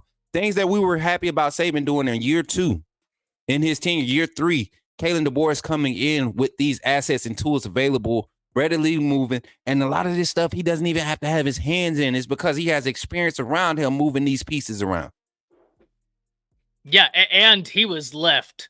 Listen, I know everybody wants to say the cupboards are empty in Tuscaloosa. Pro Football Focus put out a list the other day, and they were talking about the most 5-stars on any team in college football. They had, like, I think 12 or so teams, right? Just ranking how many 5-stars they had. Alabama's number 1 in the nation. 15 5-stars on the roster right now. Ladies and gentlemen, Kalen Deboer is one of 2 coaches. Let me say that again. Kalen Deboer is one of 2 coaches since the inception of the college football playoffs in 2013 to win a playoff game without satisfying the blue chip ratio. What's the blue chip ratio? Over 50% of your roster being compromised of 4 to 5-star players. That's the blue chip ratio. There's only 2 teams that have ever won a college football playoff game while not satisfying that. There's only a handful of teams. I think we talked about it the other day. I think I arrived at 5. So whenever you look at this, the college football playoffs lasted 10 years, 40 teams. So 5 out of 40 didn't satisfy the blue chip ratio. 35 did. 2, maybe it was 7.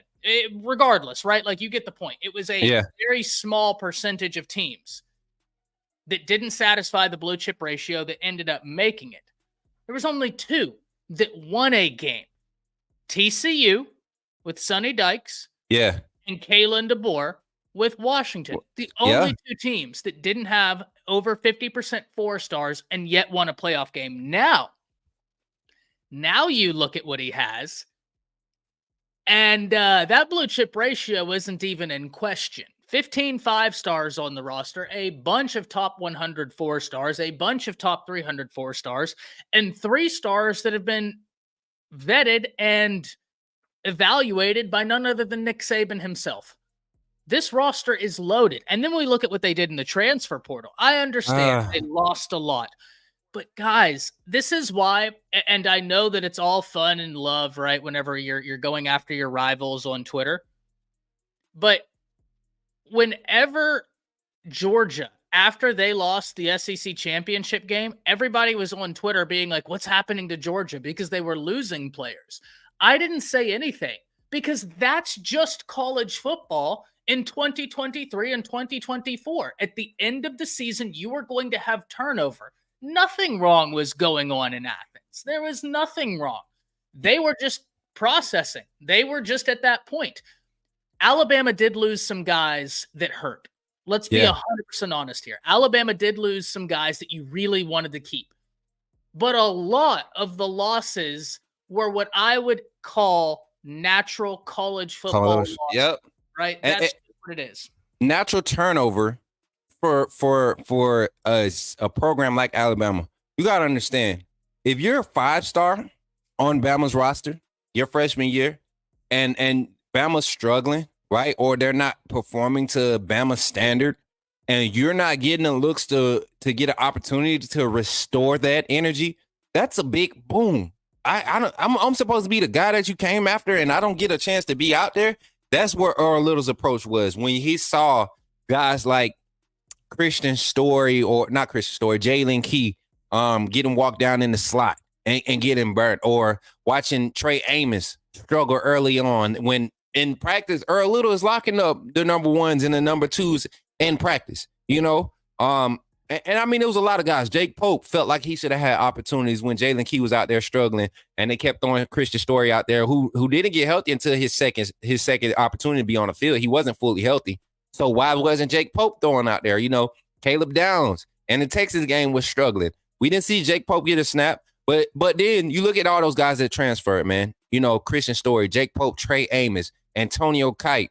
You look at how we replaced them: Damani Jackson, Deshaun Jones, Cameron Howard, another young guy who, if you look at the build, you look at the skill set, you don't lose nothing with Antonio Kite when you put a Cam Howard on your roster. Antonio Kite could have played safety or corner. Same thing with Cameron Howard. King Mack, experience, not a lot, but a good experience. You bring him in, he kind of gives you a Jake Pope feel and what you wanted from Jake Pope. Another rotational guy who can come in and learn a new scheme, a read and react scheme that plays to all these guys' skill set. And now they get to come in and have an opportunity to fill those voids. Keon Sabb, just like Cynthia said, that was the home run. That was the start to solidifying what Kalen Deboer and what the staff wanted to do in the portal. They were going to get guys that fit. Everybody remember, I was trolling about the Johnson kid. What's his name? Out of Will Johnson out of Michigan. I love when his attention, his eyes were open and looking at opportunities. I loved it. I jumped on every piece of information I could. And it was realistic at one point. It was realistic. But there was no point in him leaving when Alabama said, hey, this is the type of scheme we want. We might need you in boundary. He don't want to play boundary. He don't want to be a boundary guy. He wants to be an ISO guy. He wants to be to the field. He wants to have his space to operate, robber, playoff. That's what he wants to do. We had our guy Damani. You get what I'm saying? My thing is the scheme, the targets to fit the scheme is what mattered to me. And when you look at schematically what these guys have been able to produce and pull in from the portal and in recruiting, the commits we're getting right now, and like Zach said on the phone call early, just because they committed right now don't mean that they're going to be there. But you could see the structure and the vision of what this staff is trying to do on both sides of the ball. And I'm excited, man. We haven't seen this type of aggressive approach to recruiting. Even with Saban, you just expected it with Saban. Now there's this anticipation of how do we get it done without the Saban. And literally, we talked about this too, Ty. Somebody said it's easy to recruit with the Bama brand. Nah, that ain't what y'all was saying when Coach Saban left. That Bama brand ain't gonna hold you long. You're gonna have to be able to recruit. And now that he's actually able to recruit with the Bama brand, the story is changing again. Oh, he already got the Bama brand. It ain't gonna be hard. Psh, that ain't what y'all was saying when we lost all them players in the portal. When all those guys decommitted. When Jamie French, decommitted as a you get what I'm saying? Who was the other guy that Julian Saint, Zion Grady, Julian Sayin jump in the portal after. You get what I'm saying? Like, come on, man. And this is after Kalen Deboer had a conversation with Julian Sayin, about the future for what we plan on doing with the quarterback room. And then y'all saw what happened. Austin Mack came in, Sayin went on out. It is never stopping. And these guys are very particular. They're very direct in what they want to do with recruiting. I think they have that. They have good momentum in that. Season breakdown, Ty. We kind of talked about our game against Georgia. We really broke it down. Not yesterday, day before yesterday. So Tuesday show, we really broke it down. Being that that's the SEC opener, I want to dive into give you a quick take on the Georgia game, what you see, what the momentum of that game is. But we're going to dive into the Vanderbilt game. We're going to break it down for about 10 minutes, and then I'm going to open up the phone lines. We're going to take two calls together, Si. 2 10-minute calls if you got time. Yeah, sounds good. All right, we're going to take 2 calls. So, chat, after we break down this Vandy SEC game, which shouldn't take long, you know what I'm saying? I'm no disrespect to Vandy. It shouldn't take long, but we're going to break it down. Then we're going to open up the phone lines, and I want y'all to ask myself, Ty, just present a question, present a take, and we'll be able to dialogue with y'all. 10-minute phone calls. We're going to max 10 minutes, all right? So, Georgia game, man. Bama versus Georgia. You know, I don't know if you know, but we do have the tailgate. If you just so happen to be able to get across country, I know you're gonna be busy, but we're gonna be there for the tailgate. But man, your insight, what you see happening, knowing what's happening at Georgia with their returning experience galore. This is probably one of their most veteran teams that we've seen from them in probably like the past 3 years. Usually what Kirby has done, you know what I'm saying? Kirby's been at Georgia for a while now. It's time is flying. Kirby's been at Georgia for a while. He's in his second full cycle. You get what I'm saying? Like, as far as getting the full recruiting class through and graduating off to the draft or whatever, he's in that second class now. So what's your feels around that game? What's your early prediction? Way too early predictions, and then we'll jump into the Vandy game. Man, this game is probably more than any game in college football, one that I'm looking forward to. Both Georgia, Bama, and Georgia, Texas. And the reason's simple. It's because you have Kirby and his defensive schematic that he's going to be bringing to the table going up against, in Alabama's case, Kalen, Deboer and his offensive schematic. And in Texas's case, Steve Sarkisian and his offensive schematic. Like, as a college football fan, I don't know what more you could ask for. You're going to have high-level athletes, right? Those are games that exemplify what we talk about. You have the X's and the O's, and you have the Jimmies and the Joes. That has it all. Now, for Georgia, the Georgia Bulldogs, to me, are super solid on offense, right? That offense is ridiculous. And I know everybody's going to say they lost Brock Bowers. You're not wrong. Brock Bowers is a cheat code. Ladies and gentlemen, Oscar Delp is no walk in the park. Just as good. You didn't see a drop off last year when Bowers was gone, usage wise, but when he was called on, Oscar Delp was just as good. Same athleticism. To me, honestly, speed. He was faster than Bowers to me. And I don't know if they had a thing to do with Bowers' injury, but Delp, after his ankle turn, he still was faster than Bowers to me. He can stretch the field a little bit better. That's just me personally. And he's huge, right? Yeah. 6'5", 245. I mean, the guy is going to be tough to deal with. And the other thing about Georgia, they might not have the flashiest, sexiest offense out there, but it's what I like to call like a factory offense, right? Where it's very like everything is very principled. Everything is very cut, dry. Like if this doesn't work, we go here, here, here. And then next, right? Like that's what I mean by imagine like an assembly line. And that's almost like the Georgia offense where Steve Sarkisian, Kalen, Deboer, they have this flash, this wizardry. That's not what Georgia's going to do. Georgia's just going to do something like a pro style scheme very, very well, very disciplined, and they have outside talent. I know that's a question for everybody. They have talented wide receivers over there. It's Georgia. They're going to have a talented running back room. It's Georgia. Going to have talented offensive line. And Beck is a guy that you got to get pressure on him. If you let him stand in the pocket, you're going to be hurting. But if you can get pressure on him, you can open up opportunities. I bring all that to your attention for the following reason. Alabama, one of the things everybody talks about is the secondary. What's the secondary going to look like? I'm very excited for the secondary. Now, what I'm going to tell you right now isn't a concern. Remember, ladies and gentlemen, I always tell you, I will tell you if I have concerns. A lot of the times when you hear people making content, people in the media, whenever they say, I have a question, really they're meaning they have a concern, not me. If I say I have a question, it's a genuine curiosity. If I say I have a concern, no, it's a concern.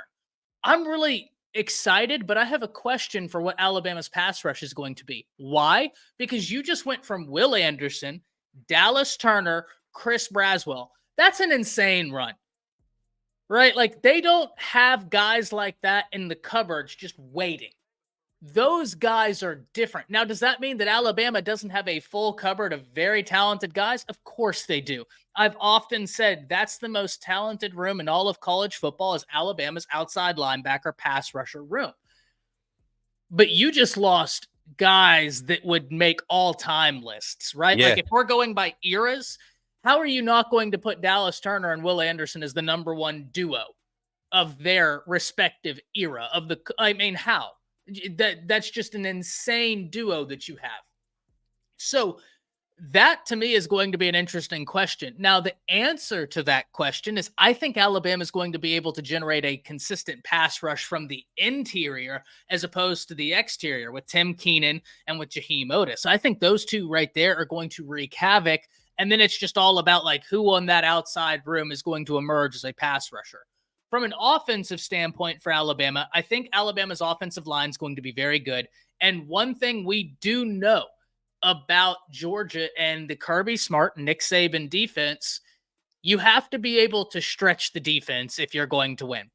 Alabama, every time they've beat Georgia, they have been able to successfully challenge that defense vertically because whether or not they took the vertical shot, they're opening up space so that stuff underneath opens up. They're just creating more things for that Georgia defense to think about. It's like I always say, create assumptions. That way they can take advantage of the incorrect assumptions that the defenses are making based off of the looks you're giving them.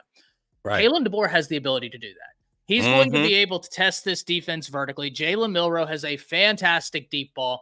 He's a very athletic guy. I loved Kalen Deboer coming in here and telling him, like, hey, be you. I love that you're trying to be the best quarterback that you can be. That's awesome. Don't stop, but be you. Don't forget what makes you different than every other quarterback in college football. Yep. Your athleticism, your mobility. And so this is a game. I mean, I genuinely can't wait for it. From the schematics, from the matchups, I think it is going to be fireworks. Georgia's got a solid secondary. I think Alabama will end up having a solid secondary, but I kind of like that game is early for both. Listen, if you're asking me my questions for each team, will Alabama have a pass rush to be able to generate and affect Carson Beck? We'll see. I think they have the talent. That's certainly not the question, right? I mean, you look at the talent in that room. Most talented room in all of college football is that outside linebacker edge rusher room. You got Yonze Pierre, you've got Q Rob, you've got Noah Carter, you've got Jay-Sean Ross. Quay Russo. I mean, Keanu Coate. I mean, it is ridiculous what they're fielding there. I'm interested to see who's going to take over from that incredible line of pass rushers Alabama had. The other question I would have for Alabama is how good is your secondary going to be? I think it's going to be very good, but Georgia's a little bit earlier in the schedule, right? Like by the time they play Oklahoma, that's another one I'm really excited about because OU's got a real dangerous wide receiver room. But then when we look at Georgia, is your defensive line going to be the Georgia defensive line that it needs to be able to get Jalen Milroe and Alabama off their spot? If their defensive line isn't much improved from last year, Alabama's going to be able to take advantage. As good as that secondary is, no doubt about that, that's a staple of a Nick Saban, Kirby Smart defense, is dominance in the trenches. Yep. And I think Georgia has really good players up there, but do I look right now, and this is something, I might end up eating crow, and if I do, I do. But if I look right now, do I look at that Georgia defensive front and say, oh, there's those two monsters that, like, holy cow, do whatever you can to take care of those guys. Do not let them affect the game. No, I think it's a good unit, but I don't see what Georgia had, for instance, when they won that national championship against Alabama. I don't see a Jordan Davison. I don't see a Wyatt. Exactly. I think the other guy was, I mean, they had, even the young man from it was after Jones, Davison. What was the young man's name just last year? I forget. Jalen Carter. They don't have a Jalen Carter. But to your point, Ty, I think now because of what Georgia likes to do on defense and what gives those type of defenses problem, what's giving Alabama's defense problems the past 5 or 6 years? The offensive line, RPO scheme, where you're putting guys in decision-making moments in such a split-second time, and we're not waiting for defenses to react. We're putting defenses in positions now with the offensive play calling so that they can't react. They're behind a step, and that's what this offense does. You're talking about gap contain, a strong gap contain scheme that Kirby Smart is going to continue to run because he continues to recruit the athletes that run this scheme to the T, right? And the only time you see that front really dominate is when you have a truly weaker offensive line, which is not the case with Alabama. So you're going to see a lot of offset play calling that's going to expose what this Georgia defense. Now, do I expect Kirby to come in and just be overmatched? No way. You're going to see adjustments, but do I expect Kalen Deboer to be able to make on the fly just adjustments just as good when it comes to our offense versus their defense? Yes, 100%. He's done it at every level he's been at OC at Indiana, league coordinator and head coach at Fresno State, implementing the offenses at Washington and putting the makeup of the groundwork of what he wanted to see conducted in situations and still being actively engaged in the form of play calling or the style of play calling being called in that game plan is not going to change his first year at Alabama, especially knowing that Nick Sheridan is going to be one. I don't care what y'all say. Nick Sheridan is going to lean on his run game. He wants to lean on. Nick Sheridan loves to build off his run game. You look at the schematics of how his offensive line, pass pro, everything he likes to show run. There's not just to make it look like run and then go away from it. He likes to build his offense off of the run game. Kalen DeBoer understands in the SEC, you have to have an established run game. You have to.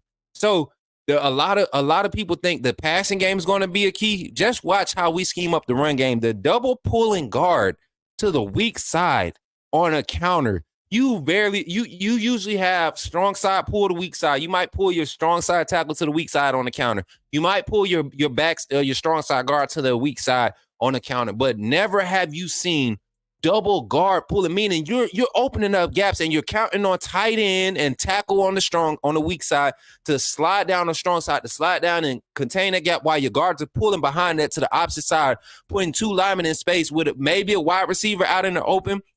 You're talking about leverage, creating leverage just by formation. That's what Kalen DeBoer and his staff does so effectively. And to say that Georgia is equipped and prepared for that, we're going to see. It's going to be very interesting to see because traditionally schematics like that, especially with the nickel concept, the 3-4 nickel that they like to run, basically like Coach Saban has ran, it hasn't vetted well. It bend but don't break. But traditionally, you get up in the 70 play, 80 play mark for the offense because that's what it's been forced to do. We might have the athleticism to catch up and chase down and stop a scoring play, but that's just another play. Now we're in 2nd and 4. Now we're getting in 3rd and 2. It's hard to keep us in 3rd and 7 and plus. You get what I'm saying? So that's what Kalen DeBoer is going to focus on. Kind of get into it, Ty. Uh-oh. Can you hear me? Check mic. I got a little buzz. Good. Okay. To kind of dive into it and to kind of wrap it up so we can get into this Vandy game, what's a realistic score prediction for this game or a spread, something that you can see realistically matching up if everything for both teams plays up to par based off realistic trajectory and what both teams are returning and bringing to the table this year? I think this is going to be a close game. I see it between 7 and 10 points. So I think you could genuinely see like a 34-24. Right? A 31-24 type game.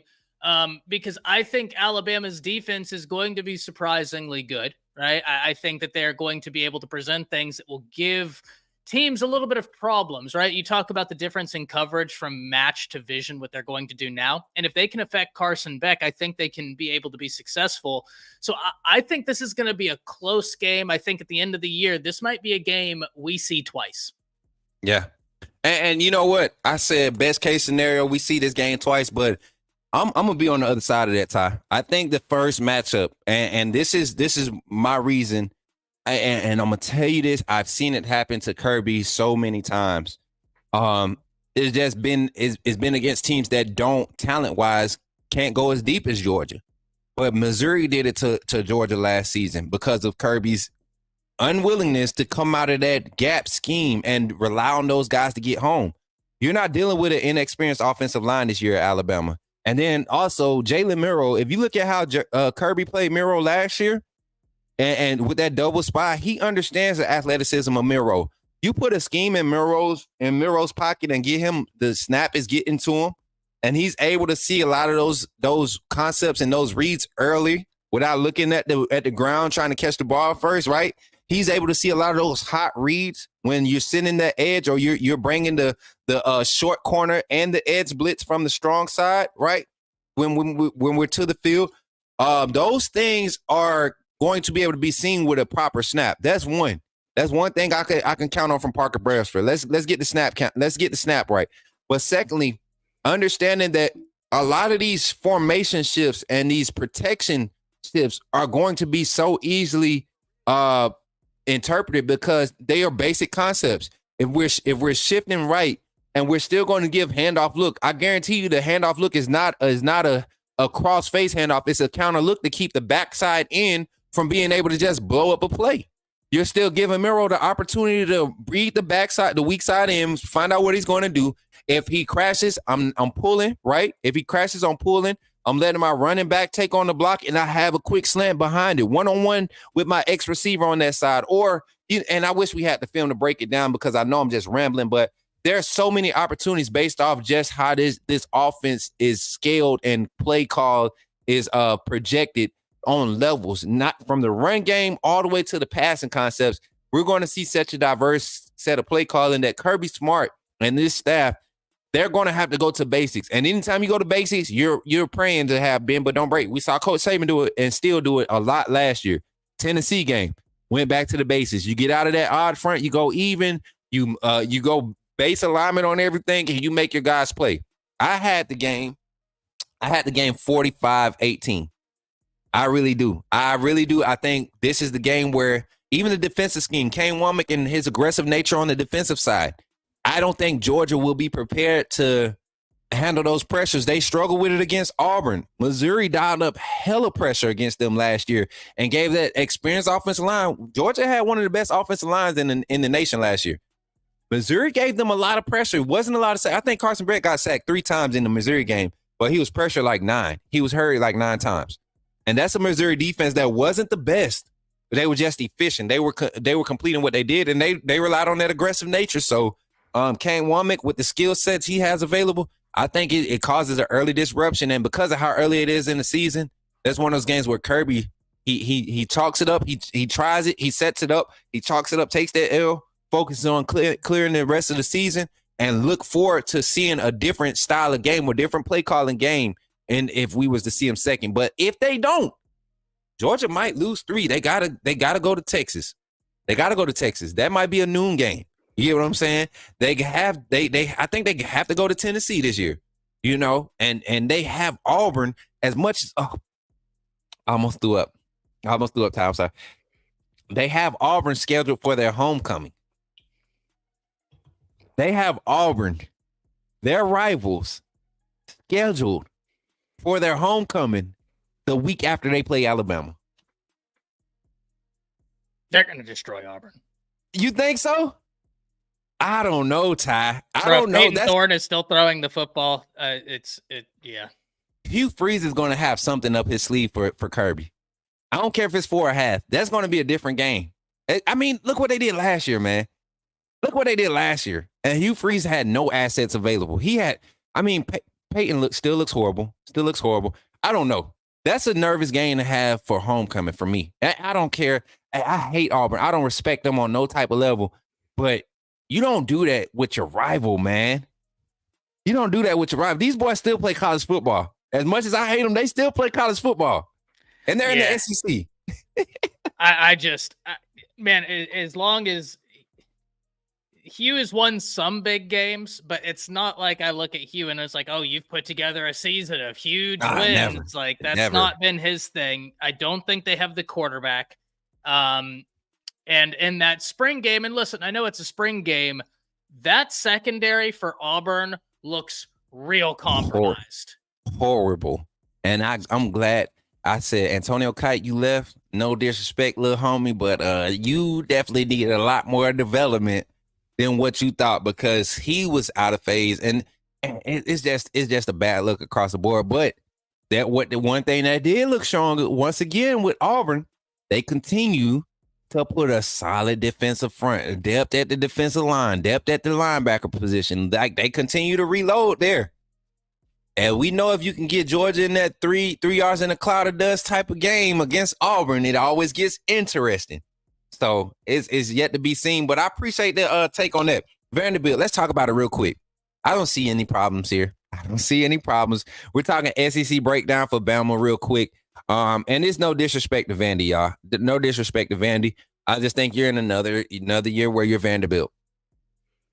Status quo. And no disrespect. Continue to put out those high quality, educated football players. Do what you do. But this will be a fun game to see a lot of our young guys get on the field and get some snaps. I think this year Vandy game will be kind of like Tua's Vandy game when Tua was the backup to Jalen Hurts. And Jalen Hurts was the guy. He was the starter. He was the leader. Had just came off of a winning season, lost in the national championship. Had given the opportunity to show improvement. I think the only difference is you come out, you get 300 passing yards from Jalen Milroe, and this one's group of passing offense. You see a good mixture of running backs, and then you get Ty Simpson in early third quarter, and you see him put up 150 passing yards, and you see guys like Kevin Riley, Daniel Hill, breaking for like 60 plus 70 yards, carries. You get what I'm saying? Like I see a type 5-6 turnover type game or 6 sack, 3 turnover. You get what I'm saying? Like I feel like that's gonna be the Vandy game. What's your take on this Vandy game, man? And no disrespect to Vandy, for all my Vanderbilt fans that are quietly watching, if you are, which I doubt, they probably studying right now, but yeah. Go ahead, man. I don't even know. Like, listen, I don't even know that Milroe will have 300 yards, and it has nothing to do with Milroe. I just think this is a game where they will open up first quarter, be real successful, right? Mm-hmm. And then they're going to power run. Like they're going to really rep this power run. I think he'll have over 300 total yards, but I also think this is a game where he could get to 250 yards through the air, 100 yards on the ground. And then it's like, okay, let's get Simpson some work. Okay, let's get Mack some work, Lonergan some work.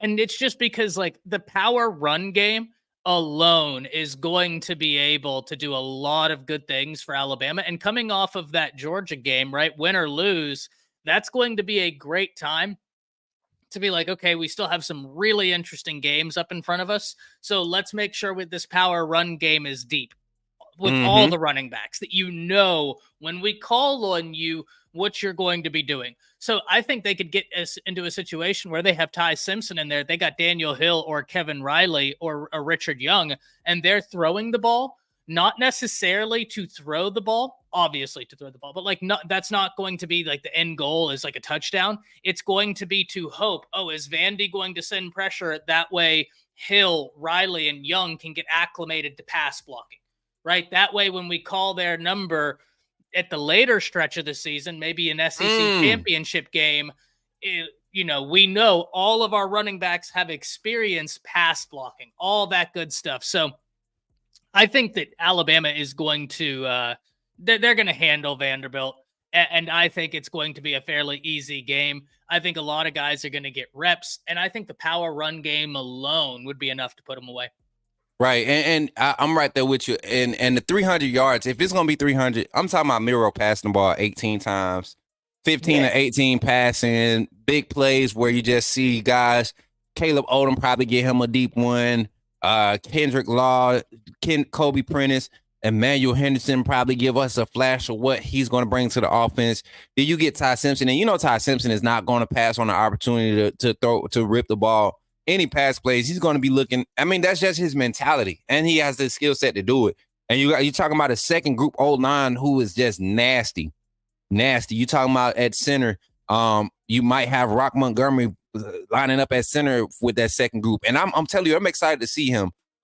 His ability to run block, the type of power and force he moves with, along with the likes of, and I'm very, very hard on this young man because I feel like he has so much growth to do technique wise, and the moment he does it, because when he does show it, it is elite, but he just is so far and few, and that's Casey Poe.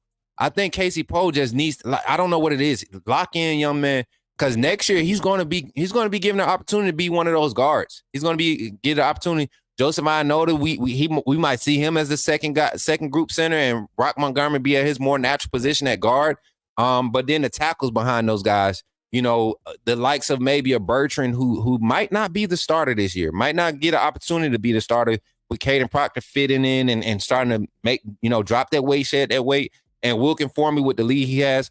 But you got Miles McVay, another young guy that I'm excited about as he continues to grow, dealt with a small injury, got back, and you saw his effectiveness at the spring game. I mean, the offensive line room is just full. So you put Ty Simpson behind those guys that he's going to get familiar with.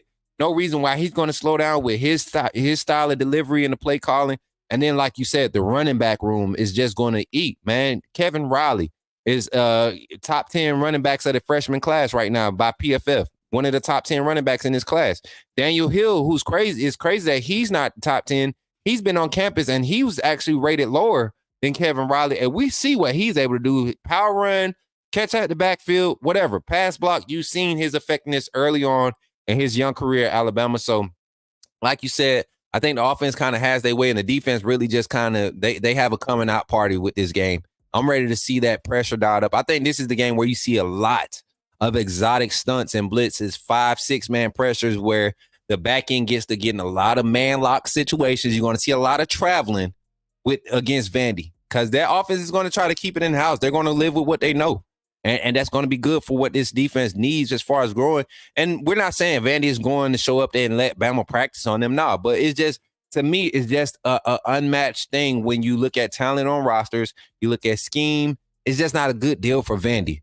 And so with our SEC breakdown, to kind of wrap that up, week two, we predicted Georgia. We predicted both Bama. Well, I don't know. Did you say Bama was going to win that Georgia game? I have Bama close. Okay. So we got Bama 1-0 right now on the Coach Smook Network in the SEC on their SEC schedule. Going into week 2 of the SEC, Bama versus Vandy. I'm marking this one an easy 2-0 start for SEC play when it comes to Bama. And if I had to put a score prediction behind it, I'm saying Bama 63, Vanderbilt 9, 6, 2 field goals. I just don't see Vanderbilt. Even they had a run game probably a year ago, 2 years ago. They had a solid run game, and I forget the young man's name, but he ended up transferring out. He was like one of the leading rushers in the SEC in the nation. But he's not even there, and you don't really see much returning on that Vanderbilt roster. So I think it's going to be a rough year for Vanderbilt. Once again, Alabama's going to come in, and it's going to be like that 69 or that was it 63-0 beat down to 69-0 when there was Bama, you're next. We want you. You remember that? That was unfortunate. I'm going to go 45-10 just because, like I said, I think they explode early, and then not to be disrespectful, but they really start repping. Yeah. And they're going to be repping some of the slower paced, more methodical things. So I'm going to go 45-10. Okay. And that's solid. That's a solid wrap up for Bama versus Vandy. Let me jump in the chat. Bama versus Vandy. Give me some score predictions as we scroll them across the screen. My brother Josh Howard says 49-3. I feel you. I mean, that's me too. I think the defensive side is going to be a lot more aggressive the deeper we get in the rotation. Like that's what I'm saying. I really think that's where Vanderbilt might have an opportunity to get up on the board because younger guys are in, and Kalen. Kane Womack is not going to slow up with the play calling because we're already limited as far as depth in the secondary, experience depth. Okay, there's no reason to hold back in a game like that where you got 5-6 score lead. You kind of just put guys out there and put them in positions to where they have to learn, where they have to react and show you what they're retaining and be able to translate onto the field. So I'm excited to see that. 59-0 by Jordan Wright. Zach Villager says 63-0. Bama Beauty says 37-9 Bama. I like those scores. He said Alabama 58. You don't even need to know what Vanderbilt go get. Not relevant. Vandy 6. Rico's in the chat, man. The OG Rico, Mr. Smooth, Mr. Ren Rico in the chat. 56-14. Y'all, I like those scores. So before I let Ty get up out of here, we got one more topic I want to talk about. It's not necessarily sports. You know, this is something that's been touchy in the Bama fan base. Hold on, let me get this banner off of here. There we go, Marquita. Thank you. I'm gonna share the screen, Ty. I hope you don't laugh too hard when I do this. I'm not gonna do you too dirty, Ty. But let me see. I don't know if you can see it in the background. No, I can't. Okay, hold on. Okay, it's okay. There you go. Can you see what's on the screen? Have you seen this? Ty? I have. Have you seen the reactions to it? You just like with everything, Roll Tide, Willie. You got some of the population being like, okay, and then the other population being like, okay, this is enough. So you know what? I really want to give an unbiased take on this, and I didn't mean to drag you into this like this. I know you're going to be a lot more politically correct, which I truly respect about your ability to do. But I'm gonna let you be politically correct, right? I'm gonna let you give a politically correct take and a realistic take, unbiased, how you feel, and just the feels around it. Even though it's not necessarily sports talk, Bama fan base. We're both Bama fans. I think we kind of speak for a good, even though we share a lot of the similar viewpoints, I think we speak for different sectors of the fan base. You get what I'm saying? And it doesn't have, before anybody try to insinuate, this has nothing to do with skin color. This is mindset and thinking. I'm more of on the entertainment side. I think Ty is more inclined to the informative side, the statistical side, facts, bring what you can. You talking about value, revenue, and all that stuff. Ty can tie with that when it comes to this side of it. So Ty, give your take on this, man. World Tide Willie on Castanet, Drewski, Kevin Hart came on, and he kind of went kind of crazy, man. And I think it's all scripted. Me personally, knowing the entertainment side, I think it's all scripted. But a lot of Bama fans aren't feeling this. You know, a lot as I scroll, and yes, I'm putting y'all names out there for all the ones on Twitter that's watching. I'm putting your little names out there because some of y'all take it too far. I think some of y'all take it too far. I really do. And I understand everybody has their opinions, but they say Willie needs a statue in Tuscaloosa. I don't know about all that, but he's definitely been a bright spot in the fan base for me. Bear Bryant's burning, somebody I respect definitely on Twitter. He kind of went in on my boy Willie. Been going in. At least he's standing 10 toes down. Some of y'all been switching up. Saban would have taken roll. Really, Richard? Really? So Ty, give me your take on this, man, as I go and kind of point some of these out and kind of dive into this conversation, man. Yeah, I mean, one, Roll Tide Willie was always like a thing, but we have to remember, like, his popularity exploded because Drewski and him had that one collaboration where Drewski was there. Yeah. And ever since, it has been an absolute media tool, right? There's a reason why Ryan Williams has pictures with him. They brought Roll Tide Willie in for several different recruits because right now, that's what's popular with the kids. They see him with their favorite content creators. And I do more align with you. I think a lot of that is scripted, right? I'm not going to get into specifics, but there was just a major thing happened on one of those streaming platforms. And two guys are probably going to be in a lot of trouble. And their excuse was, oh, well, no, this was all scripted. And you hear more and more that, like, don't get me wrong, a lot of these interactions have a lot of natural interactions within them, but the base portfolio of it all is scripted, right? Yeah. It's like, okay, well, we want to do this, this, and this, and then everything that happens thereafter, that can be natural, but this is the thing that we want to set up for content. That's kind of how a lot of this works. Yeah. And so now you have Roll Tide Willie on arguably the biggest streamer right now in the world, right, on his platform. And so it is what it is, man. Like, I at the end of the day, I don't have a huge problem with it just because Roll Tide Willie loves Alabama and he's getting to live out his dream of being around the players. He is getting to push the brand, and you might not like it. And that's all well and fine, right? Everybody's entitled to their opinions. But this is what I will say. The recruits like it. They love it. And so if the recruits like it and he is getting to push his brand, and when the recruits see it, they're not having a negative reaction, then at the end of the day, listen, if it's not hurting anybody, then I'm good with it. I don't, it doesn't move me one way or another. All right, this is my take, bro. And I'm gonna kind of get dirty with, not dirty. I'm gonna just be straightforward. My thing is, when it was good for everybody on both sides of the spectrum, when it was good for everybody, oh, Roll Tide Willie, that's Bama, that's Roll Tide. We don't give a piss about it. And like a lot of people are saying, there's a Roll Tide Willie in every family. Even there's a uppity Roll Tide Willie right now. I guarantee you, and I'm saying this because I've lived this. And Ebony Carter's in the chat. We were out. There's a rich Roll Tide Willie that has on a collar shirt and some Sperry's and some cargo shorts, right? And nice watch and everything. There's a rich Roll Tide Willie because once you get a little liquor in your system, all the Roll Tide Willie come out of all of us. You know what I'm saying? We got our own version here at the AAA community of a Roll Tide Willie. That's Uncle Jay. He don't give a damn about nothing but Bama. That's what he say. He been saying that before Willie came out with give a piss about nothing but the Tide. Uncle Jay, since I've known Uncle Jay, when he was on the phone with Kyle Henderson on Bama Football on YouTube, he used to call in, he don't give a damn about nothing but Bama. So there's a Roll Tide Willie in every fan base, in every sector, in every corner of this Alabama fan base. Why now have we become so narrow-minded to limit on what type of reach our brand can have? Why can't we have a comedic approach to the college football game? Everybody else does it. Colorado has it. And you see where that, I mean, who was Colorado before Prime and some of his antics, right?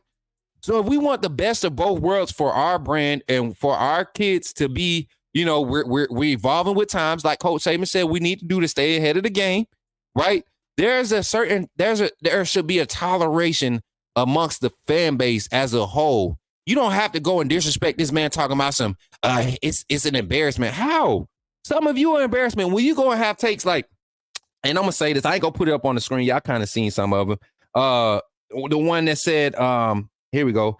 Saban would have taken Roll Tide Willie out behind. Saban wouldn't have wasted his time acknowledging Roll Tide Willie to take him out behind BDS. And what? And then people, you turn around and you see people post this stuff and people like these comments. That's what I said when I had my mural take. You know, I said it's crazy that some people say these certain things, and we're supposed to be a fan base that support the team. If Kalen Deboer and this staff are saying, hey, this is good for our kids and our culture or what we're trying to evolve, why can't we get behind it as a community? Have your differences of opinion, but some of this stuff is just outrageous. So me personally, y'all seen my interaction with Roll Tide Willie. Every time I seen him a week before A-Day when we got him on the show, the post-practice show, right? Y'all seen the interaction? I love that energy. A-Day walking around live on Twitter. Well, Willie's my brother. That's my cousin. I'm not about to wait in no line like a fan when my brother's at the front of the line taking pictures with folks. I walked right up to it and he dapped me up, hugged on me. I mean, it was a moment, y'all. Why not? Why not, man? What's up, Carl Taylor, my boy? I'm just saying, the coaching staff loves it. It's energy. It's energy that we need. Saban didn't allow it. And we saw how it affected recruiting. We saw how it affected the psyche of the team. We always had this split in our fan base that our players don't need to be on social media. Well, why not? Why not? They use it to get into college now. So why can't they continue to use it? You got Travis Hunter making millions right now. And a large part of his income is because of content. You had a guy in Destroying, I forget his real name. He had to stop playing college football because he chose to create content. Now they have an opportunity to do it, and we're trying to limit it. Roll Tide Willie is a national, like he's hot. He's buzzing. Why not adopt him? And if that's not how you represent your fandom, let it be. I'm not a Roll Tide Willie. In my own way, I am. I have my fan moments. I get crazy. Some of y'all get crazy. If I recorded some of y'all during the game, a lot of Bama fans wouldn't want to deal with you. And I see a lot of that with a lot of these people that had these comments. These are the ones that complain after the first negative play of a game. They act like the game is over. Those are the type of fans, them fair weather fans that get all emotional and, oh, the game's over after the first play because of bad snap. Those are the type of fans that aren't able to be. You don't have to accept him, tolerate it. He's not hurting anybody. Who is he hurting? Does Roll Tide Willie and his antics hurt you as an Alabama fan, Ty? No. And like I said, at the bottom line, like if the recruits vibe with the content, then what's the problem, right? And he has now gone on with Drewski, done content with Drewski. He then went on the Theo Vaughn podcast, continuing to push the brand. And now he's on Kai's stream pushing the brand more. Those are some of the most popular content creators in the world right now. And listen, didn't Alabama just hire somebody that was deeply connected to Drewski? I'm not saying that doesn't happen, right? But like, shout out Walt Brock. I mean, Drewski now is all around like, I don't give a piss about nothing but the Tide because of his interactions with Roll Tide Willie. Until it becomes a problem, like it's pushing Alabama's brand to the target audience. That's marketing 101. How does it present a problem though? How does it present a problem? Is it because I don't see Roll Tide Willie calling the play? You know, they asked him during the little clip, "What's the next play on defense, Willie?" That's all content, man. But Bama Blast, you know what I'm saying? Like that's content, man. Kids love to be a part of that. Kane Womack and the staff on the field sending live shout outs during practice, recording. That's attractive. That's attractive to this generation. Why not? How do you stay competitive? You have to be able to recruit in college football. This ain't the NFL where you can recruit by using Nike, or you get what I'm saying. You got to be able to talk to these players. You got to be able to say, man, I'm a relatable person. Mo Lindquist, Chuck McDonald's father. You saw how relatable that was. I'm talking about that was homeboy talking in the background. You get what I'm saying? You don't get that with the last. A little left out too. I was sitting at the back porch when I saw them smoking a cigar, and I just so happened to be smoking a cigar, and I was like, "Hey, hold up, let me catch over there." I right? Don't you want to be a part of that, though, Ty? I got an entire tub over here of cigars, y'all. We can all exactly, enjoy. And that's what this staff is doing. They're being more approachable. I think this season, and this is kind of sliding away from the Roll Tide Willie thing, but to kind of keep it in perspective. This is a fan, a super fan, getting acknowledged for what he's done. It's the same thing to me as, and please don't take this lightly, y'all. Please don't take any disrespect, but like a Make-A-Wish Foundation type thing where you're giving a young child or a person that's dealt with an illness for a long time, they're getting an opportunity to do something and be exposed to something that they've always wanted to do. This is what Roll Tide Willie is doing, and just so happening he's a content creator now. Roll Tide Willie, wait. To curb, hey, Kinesis is already happening. They've already tried. They got Uncle Lou. If anything, I was about to say this is the one thing Georgia could be like, oh, you guys took they bark at people. All right, so like they got it right. This is the one time they can look at Bama and be like, oh, you're trying to hop on our flow, right? Like, and it's like, well, no, but at the same time, I can see. They have an argument there. They do have an argument. I was going to say Uncle Lou, man. Uncle Lou is a diehard Georgia fan. He's never claimed to he's never claimed to be an analyst or anything like that. He's somebody that's known for his crazy Georgia takes. And when you think about Georgia and content, who do we usually associate with Georgia content? Uncle Lou. And that's not, I mean, and you got Georgia fans that say, man, Uncle Lou don't represent me. They deal with the same thing. So don't just act like it's just Bama dealing with this. This is a super fan getting recognition for being a super fan. You know what I'm saying? Either one of us could have took that route, Ty, and been super fans and just got on here and bark, been biased Bama, because that's all Bama can't do no wrong under Willie. Bama, in Willie's mind, Bama can't do no wrong. You got to have those diehard fans. They're the ones in the stands, and it's 98 degrees at BDS, right? And we playing against Georgia in September, and the sun is beaming down. Ain't no clouds. He got his shirt off, sunburnt, drunk off his mind, and he's the one that got the whole crowd hype. And ESPN, you don't think come on, man, that's hype, man. You got to have those.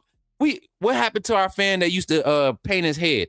What happened to him? Didn't he pass away recently? Rest in peace. I forget. He was known. They did a story on. I think he just recently passed away. But showed up to every Alabama home game. Used to paint his head.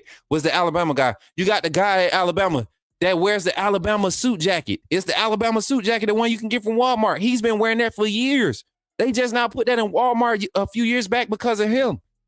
Had a tailor-made Alabama jacket and wore it to every game. Never took it off.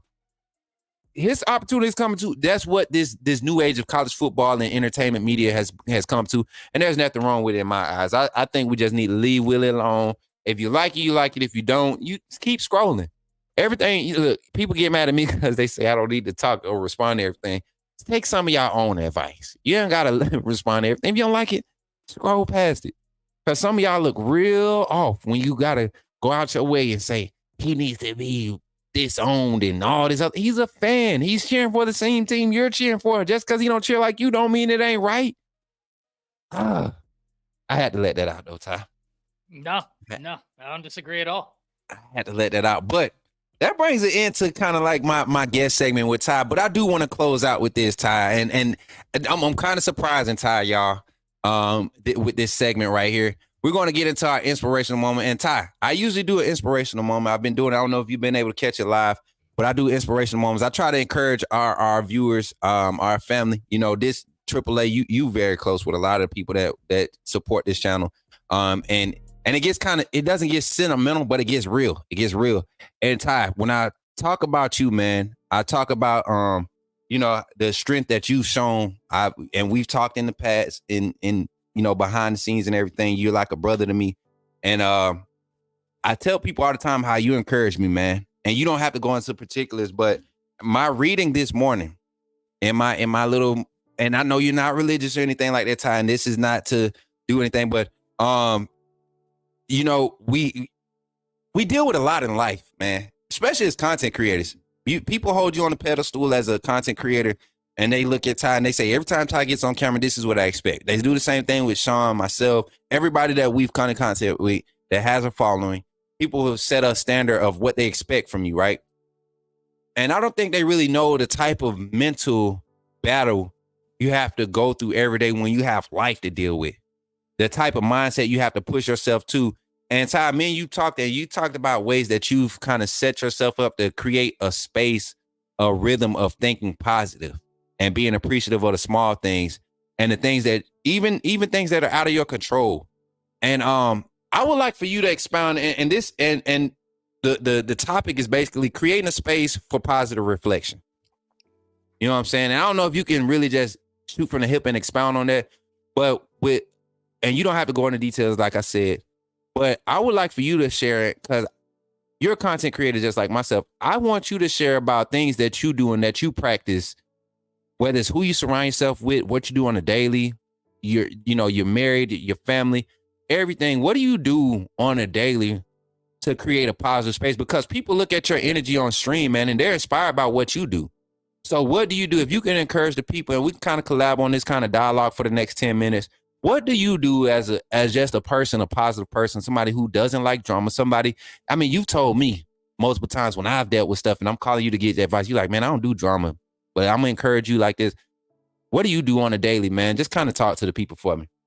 Yeah, so I think some of the people know my background was in law, but one of the things I've never really talked about is, why I'm here.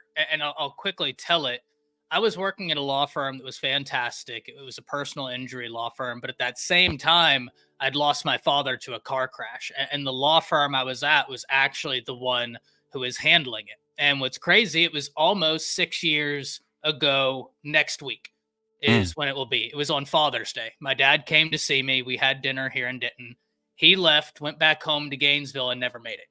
It was one of those things where he could have gone and judged a horse show, but instead he was going to leave the day after and he wanted to come and see me. And so it's something that I always almost blamed myself for, saying like, okay, well, if I would have just told him, go to Oklahoma City, he'd still be here today. But when I was in that law firm, it was a great opportunity, but it was real hard for me to be positive in any way, shape, or form because I was dealing with cases where I would have to prove car crash victims may have been cognizant for a period of time after things had happened to them to try and award the family more money. And I'm not an attorney, but I was a legal assistant / paralegal at the time. So I would help the attorneys actually write arguments. So I was in a real dark place at that time. I mean, just super depressed, trying to go to college, work 2 jobs, try and keep a ranch going because my dad owned a quarter horse ranch in Gainesville, Texas. And so it all became a lot. And the reason why I got into this space, and I think the reason why I take the approach I do right now, is that I wanted to do something positive. And I wanted to surround myself with a more positive mindset on a day-to-day basis and not be around something so heavy and so negative, because I'll never forget the lady at the law firm. She looked at me and she said, people don't call us for happy reasons.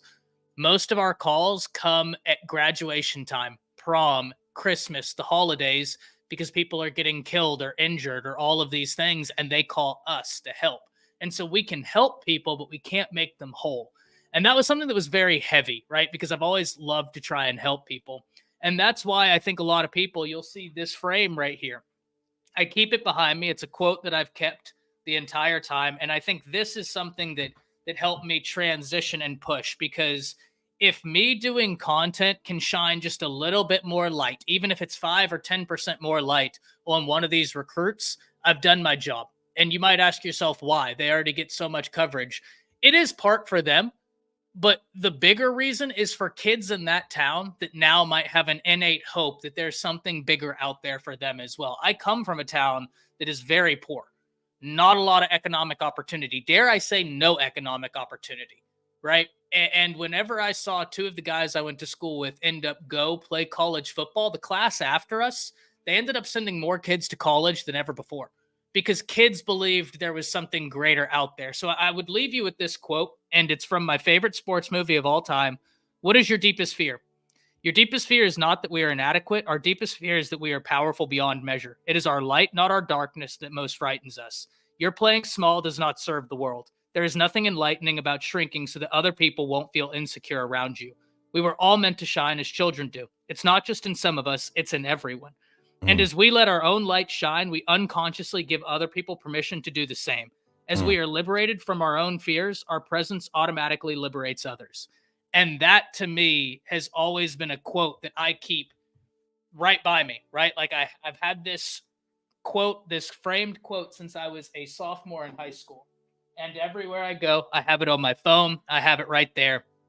And I very much will believe that, right? Like whatever we do, do it well, do it true, and bring a positive light to it, because you will give others the ability to find their own light, even if it's not what you do, right? Like if my content creation, for however long it lasts, if it gave one or two people inspiration to go find their light, then I will have done my job, not as a content creator, as a person. And that's a far bigger calling than being a content creator. Mm-hmm. And that's one thing that I think we relate so much on, bro. And I was just listening, you know, and I've heard this before from Ty. Y'all, I don't think y'all understand the relationship that we have. And this is still someone that I have yet to meet in person. Literally was in Virginia earlier this year, and less than an hour away from each other. And y'all know my circumstance while I was right before I transitioned here. Wasn't in the best place to move around. And I could have hit that from him, but I didn't. I had to grind. I had to keep doing what I was doing. I was substituting and doing the show. And it felt good to have a brother to be able to confide in and understand what I was dealing with. But also when it came to content creation, someone that pushed me to continue to be authentic. And Ty was part of that phase when I really was trying to find what was my niche. What was my niche? I tried his delivery style, and I picked up different styles picked up ways that he would give his delivery. And for each environment, I feel like I could go in and I'm able to mix and able to blend without becoming what that is, because of running into people like Ty that challenged me. Even in live streams, it's like, man, I had that point, and then he would counter, and it would force me to get on this. But that was his light shining.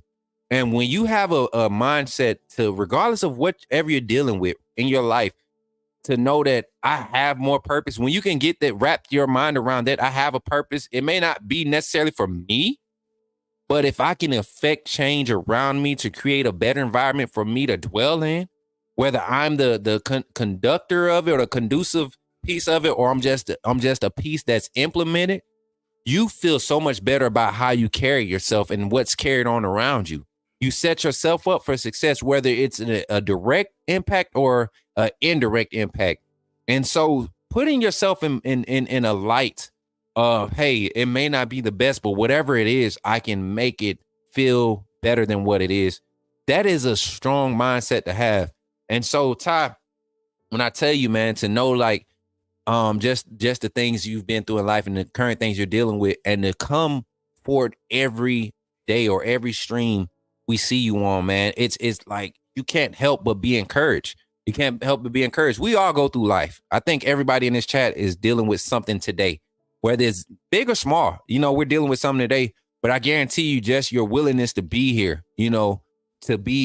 give energy, not just do it because you have an opportunity to do it, but to do it and to have the passion and the love that you show for it. That's what's encouraging. That's what that light is. And the Bible talks about that, man, understanding who you are and being a light, not just to the people that think like you, but the people that don't think like you.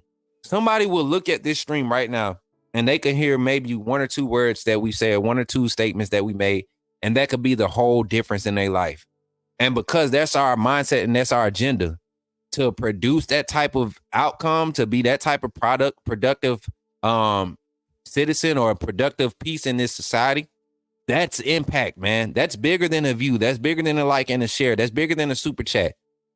You know what? Because that can affect it. That can roll over into schools, how kids show up to school, how kids deal with who they are and being who they are to become. Like it, you don't know who's watching. And so anytime we're in front of this camera, I think that's where we relate, man. And to have somebody right like you know, beside me, man, to do this in this content creation, I mean, it was risky to stick around and still, hey, that's my brother. You know, anybody that stuck with me through this last transition, it showed me a lot. And it wasn't about picking sides, it's just about knowing what my character is, knowing who I was. And it takes somebody who understands the mindset behind it. And you understand that, bro. So I felt like you would be the perfect person to kind of stick around and speak on that. But you really are. If people only knew the half, man. And I know one day, man, when it's all said and done, your story will be encouragement, like you said, to people who want to be in the place where we're. And they don't understand, man. This is small scale of what we had. We've been talking about this for over a year now, Ty. What we see, the vision of what we're doing, not just for Alabama football, but for content creation and what YouTube is calling on. Bleacher Report sees what we're doing. You know, they don't hesitate to reach out to your boy and ask what the schedule looks like. And I love them for that. And a lot of that, man, is just because we're authentic. Authenticity is going to always reign supreme, is always going to outlast the fake. And when you embrace what you are and you want a positive approach or a positive product behind it, it's kind of hard to stop it. So, Ty, I want to say thank you, man, again for coming on, man. That was definitely encouraging to know. And I don't think you've ever opened up like that for real, on like that. You know what I'm saying? Like, not in that aspect. You know, we always have our talks, but to do it live, man, I thank you for trusting me and my platform and what we're doing over here. The community supports you. They love it, man. Y'all out here. Josh said he had work about the crowd. That's my brother, man. That's what we about, y'all. We about being real. This ain't just about sports coverage and all that. This is a community, man. Fans matter. We've been overlooked for a while. We get ridiculed for being bad fans and good fans and real fans and fake fans. But it's more than just being a fan, y'all. Community is society. We have lost community mindset as a society in America because of social media, because of technology, because of everything, and people thinking somebody's hating on somebody because they have a difference of opinion. No, community is different. Community is diversity. And the moment we could get to that, and like Ty says, you may not agree with me, but you leave the argument understanding why I think that way. If we took that into society, we would be in such a better place. But thank you again, Ty. I really appreciate the talk, man. I really appreciate you coming in and making the show that much better, bro. I'm telling you, man, anytime having you on the scene is always a good vibe, man. Let the people know where to find you and what you got coming up, man, because you know I'm always going to support my brother, man. Yeah, man. So I will be on Bleacher Report today, 2 p.m. Central Standard Time, talking about who you need to watch in the SEC. I'm going to talk about several different SEC teams and really focus in the ones that could make moves, the ones that are projected. That's going to be a lot of fun. Outside of that, you can find me at Around the Table Sports or anywhere where they give me a microphone and allow me to ramble. Yes, sir. Yes, sir. And then don't forget on Twitter, man. Ty, is that it at ATS Sports Show on Twitter? Yes, sir. And by the way, on Bleacher Report, be sure to download the Bleacher Report app if you want to check it out. And then it should be on the college football homepage as we kick off this afternoon. Today at 2 p.m. Central Time, right? Yes, sir. Bleacher Report. Y'all catch Ty on Bleacher Report today at 2 p.m. Central Standard Time. Let me get that right here. That banner right here. Sister, thank you. Why I keep clicking off like that? Okay. Look, it's all good. Bleacher Report today at 2 p.m. Central Standard Time. Y'all make sure y'all go. And like, if y'all ever seen when I'm on there, one thing I love about Bleacher Report is when they have segments set up for us content creators to come on, everybody that's tapped into the app is going to get the notification for when. So go download the app. It's the Bleacher Report app. Go download it. Create your free account. And you'll see Ty Hayes when it comes up. Ty, I'm gonna make sure I'm in there, man. Make sure I'm showing some love, bro. You already know. That's kind of where we started, kind of like last season when they started pulling us on there for that month. It was pretty lit, man. So can't wait to see you on there, man. And as always, man, you already know, man, the next round table, I plan to come in with some heat. I got my Dion shades back. I had to go get another pair. You remember I used to rock the Dions, you know, the prime times. We got some prime times, y'all. So Coach Smook will have to be bringing it back out. And bro, Ty, much love, man. Appreciate you having me on.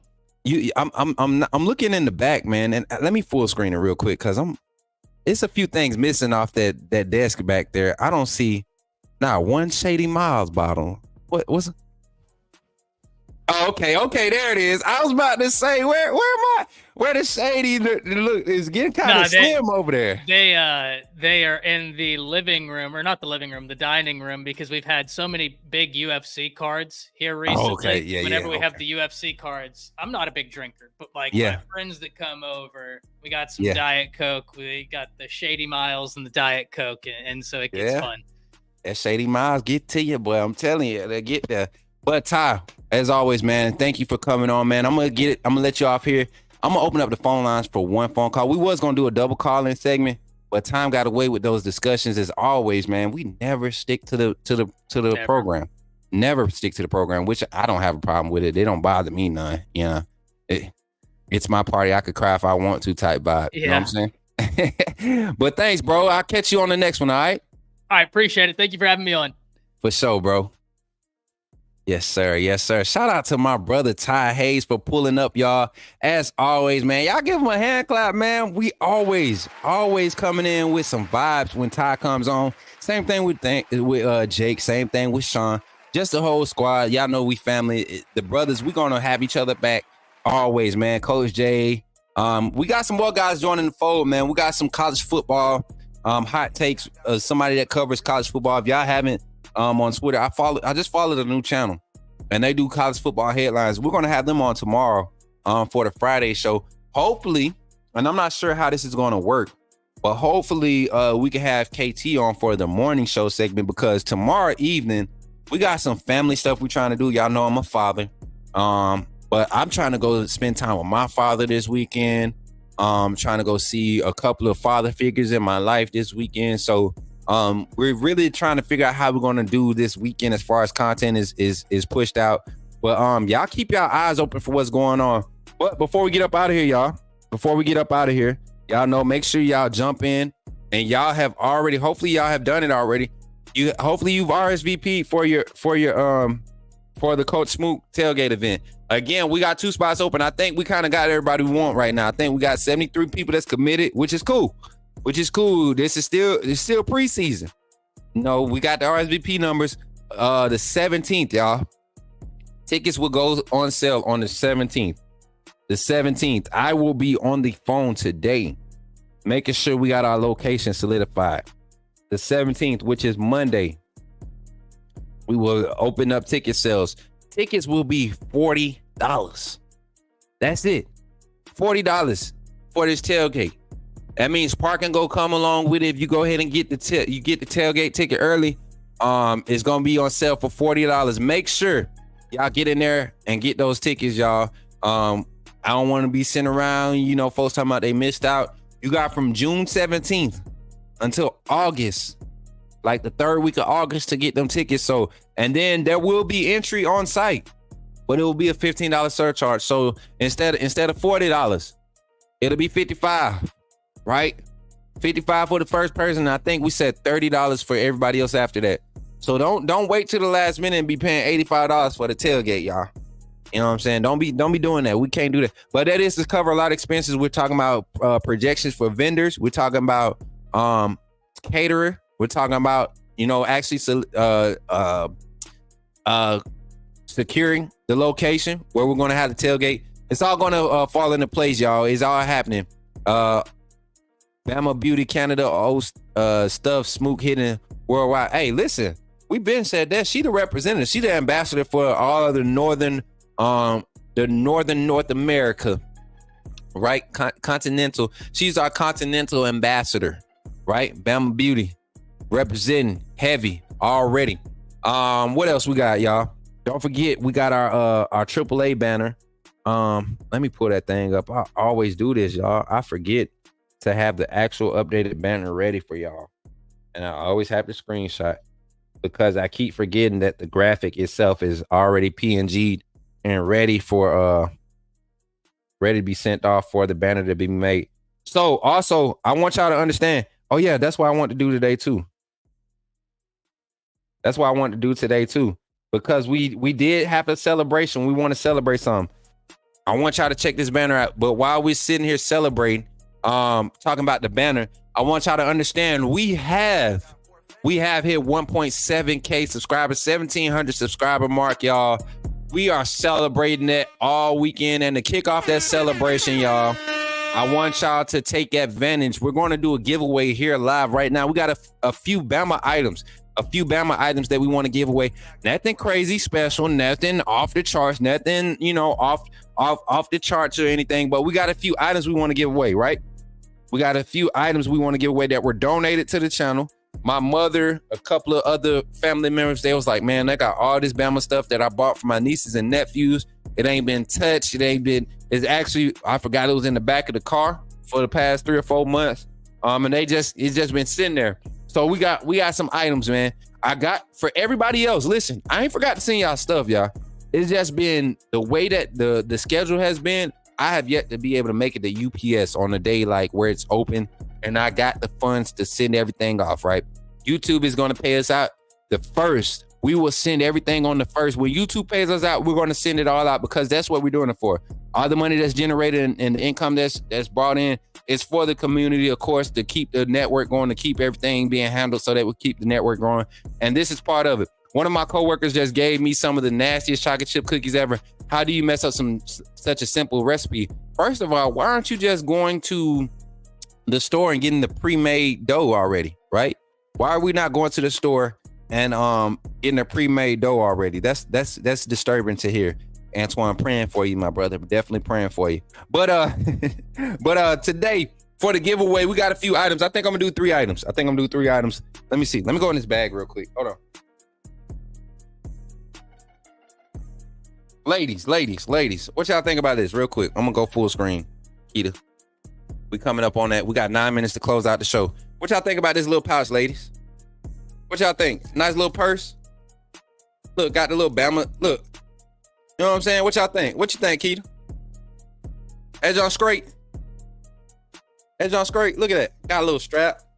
You know what I'm saying? Fellas, I'm not going to let y'all get this one. I ain't going to let y'all do yourself like that. I know y'all like to walk around with these merces and stuff, but we ain't doing this. This for the ladies right here. Ladies, what you think? Bama Beauty, what you think? Cynthia, you like it?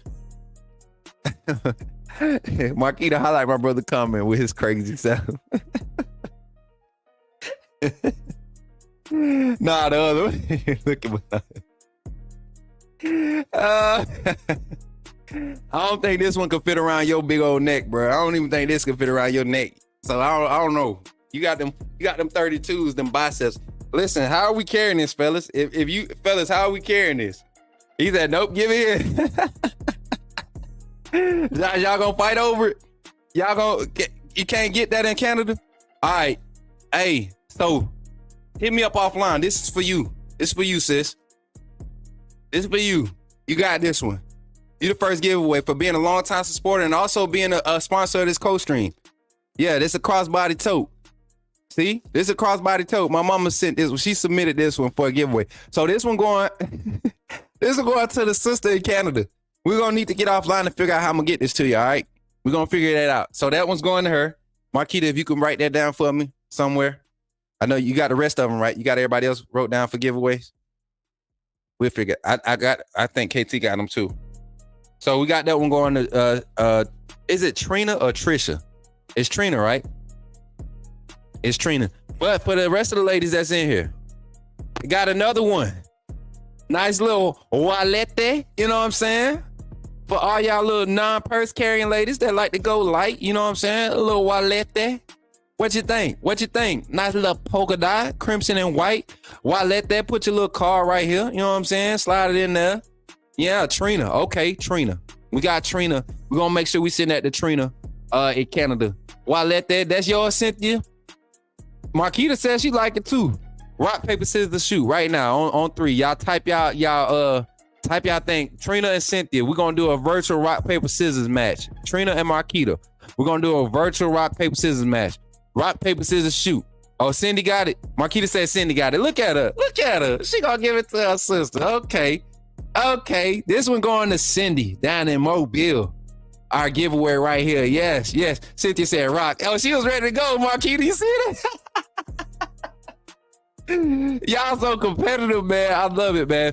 But this one going to Cindy down in Mobile. Now, we got some no-show socks, man. We got some no-show socks. This is one style of them, right? This is one style. I don't know where my mama got these socks from, but I told y'all, my mama be finding Bama Gear everywhere. These are some no-shows, right? They fire. The material is like this, it's not regular cotton material. It's almost like church sock material, but it's thick. I don't know what that material is. That is not polyester, right? I don't know what it is. It's almost like church socks, like dress socks. But in Saraland, yeah, ain't Saraland Mobile, right? It's like right there. You can't win nothing. You know what? You want me to tell you why you can't win nothing? Because you want the purse. He can't give you the purse. Who want the socks? Who want the socks? Who want the socks? It's vibranium.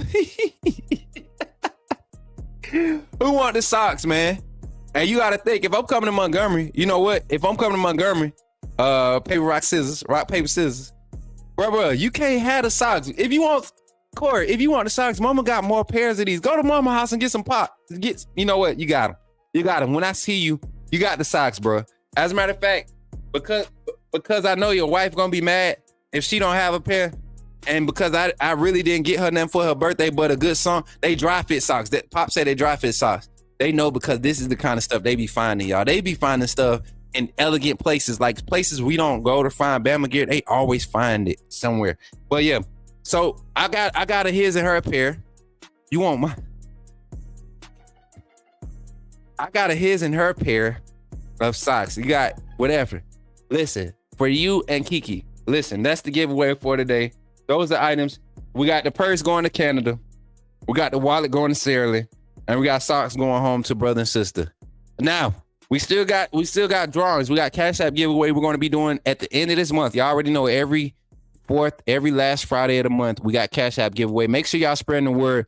Kiki feet too small. You know what?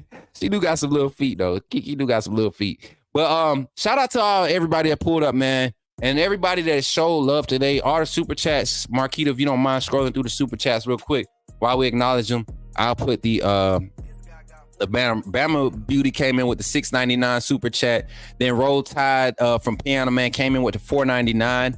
Then we had Davin Jones come in with the $20 super chat. Much love to Davin. What else, man? We got Rich B came in. He doubled down on the sweep for the Celtics to sweep the Mavericks.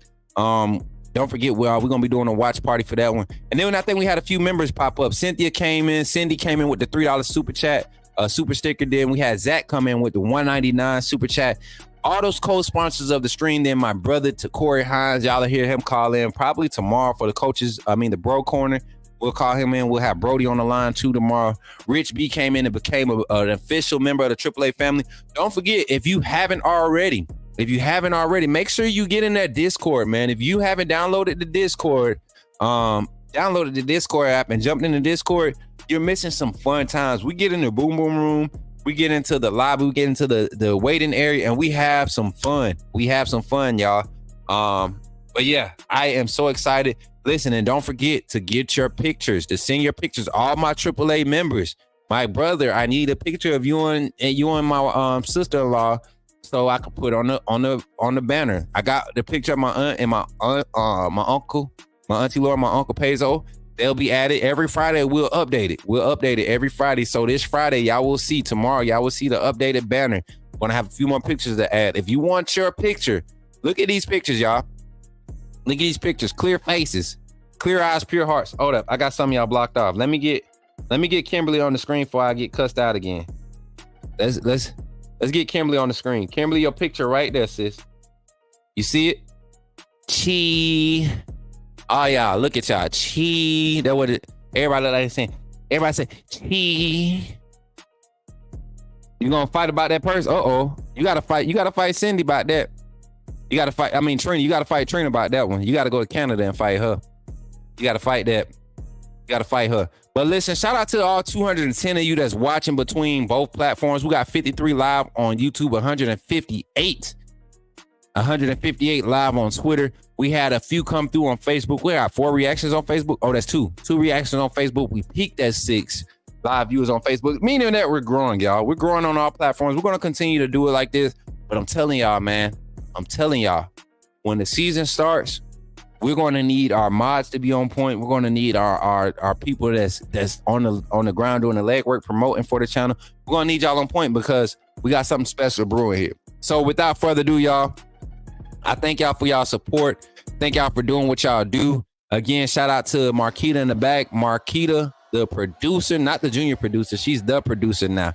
Marquita, the producer in the back. Shout out to her. Shout out to Boss Lady KT for being the co-host / manager on this channel. Shout out to Antoine, my senior mod, my other senior mod, Bino, my other senior mod, Quasha, for doing what they do, running the Discord, running the chat, and all of our support moderators, everybody from top to bottom, Nicole, Piano Man, Bama Beauty, Cindy, Antoine, my guy Dwight, everybody doing what y'all do, man. Who else we got? Moon Rocker. Who else in there? Piano Man. Who else in everybody. If I mention your name, Nicole, Caleb, everybody, Gary, everybody that's in there doing Bama Beauty. Jordan, you know, you part of that family too. You know, we got to get Jordan his thing. Khalil Cooper's in the chat, man. What's up, man? Everybody that support, man, we thank you all for what you're doing with this network. And with that being said, man, y'all enjoy the rest of y'all day. We will have some time. We might open the Boom Boom tonight or this Thursday. I think we might have some recruits on tonight. Be on the lookout for an announcement, y'all. Thank y'all. Love y'all. And enjoy the rest of your day. I'm Coach Smook, and this is the Coach Smook Network. Roll Tide, SOS. Catch you on the next one.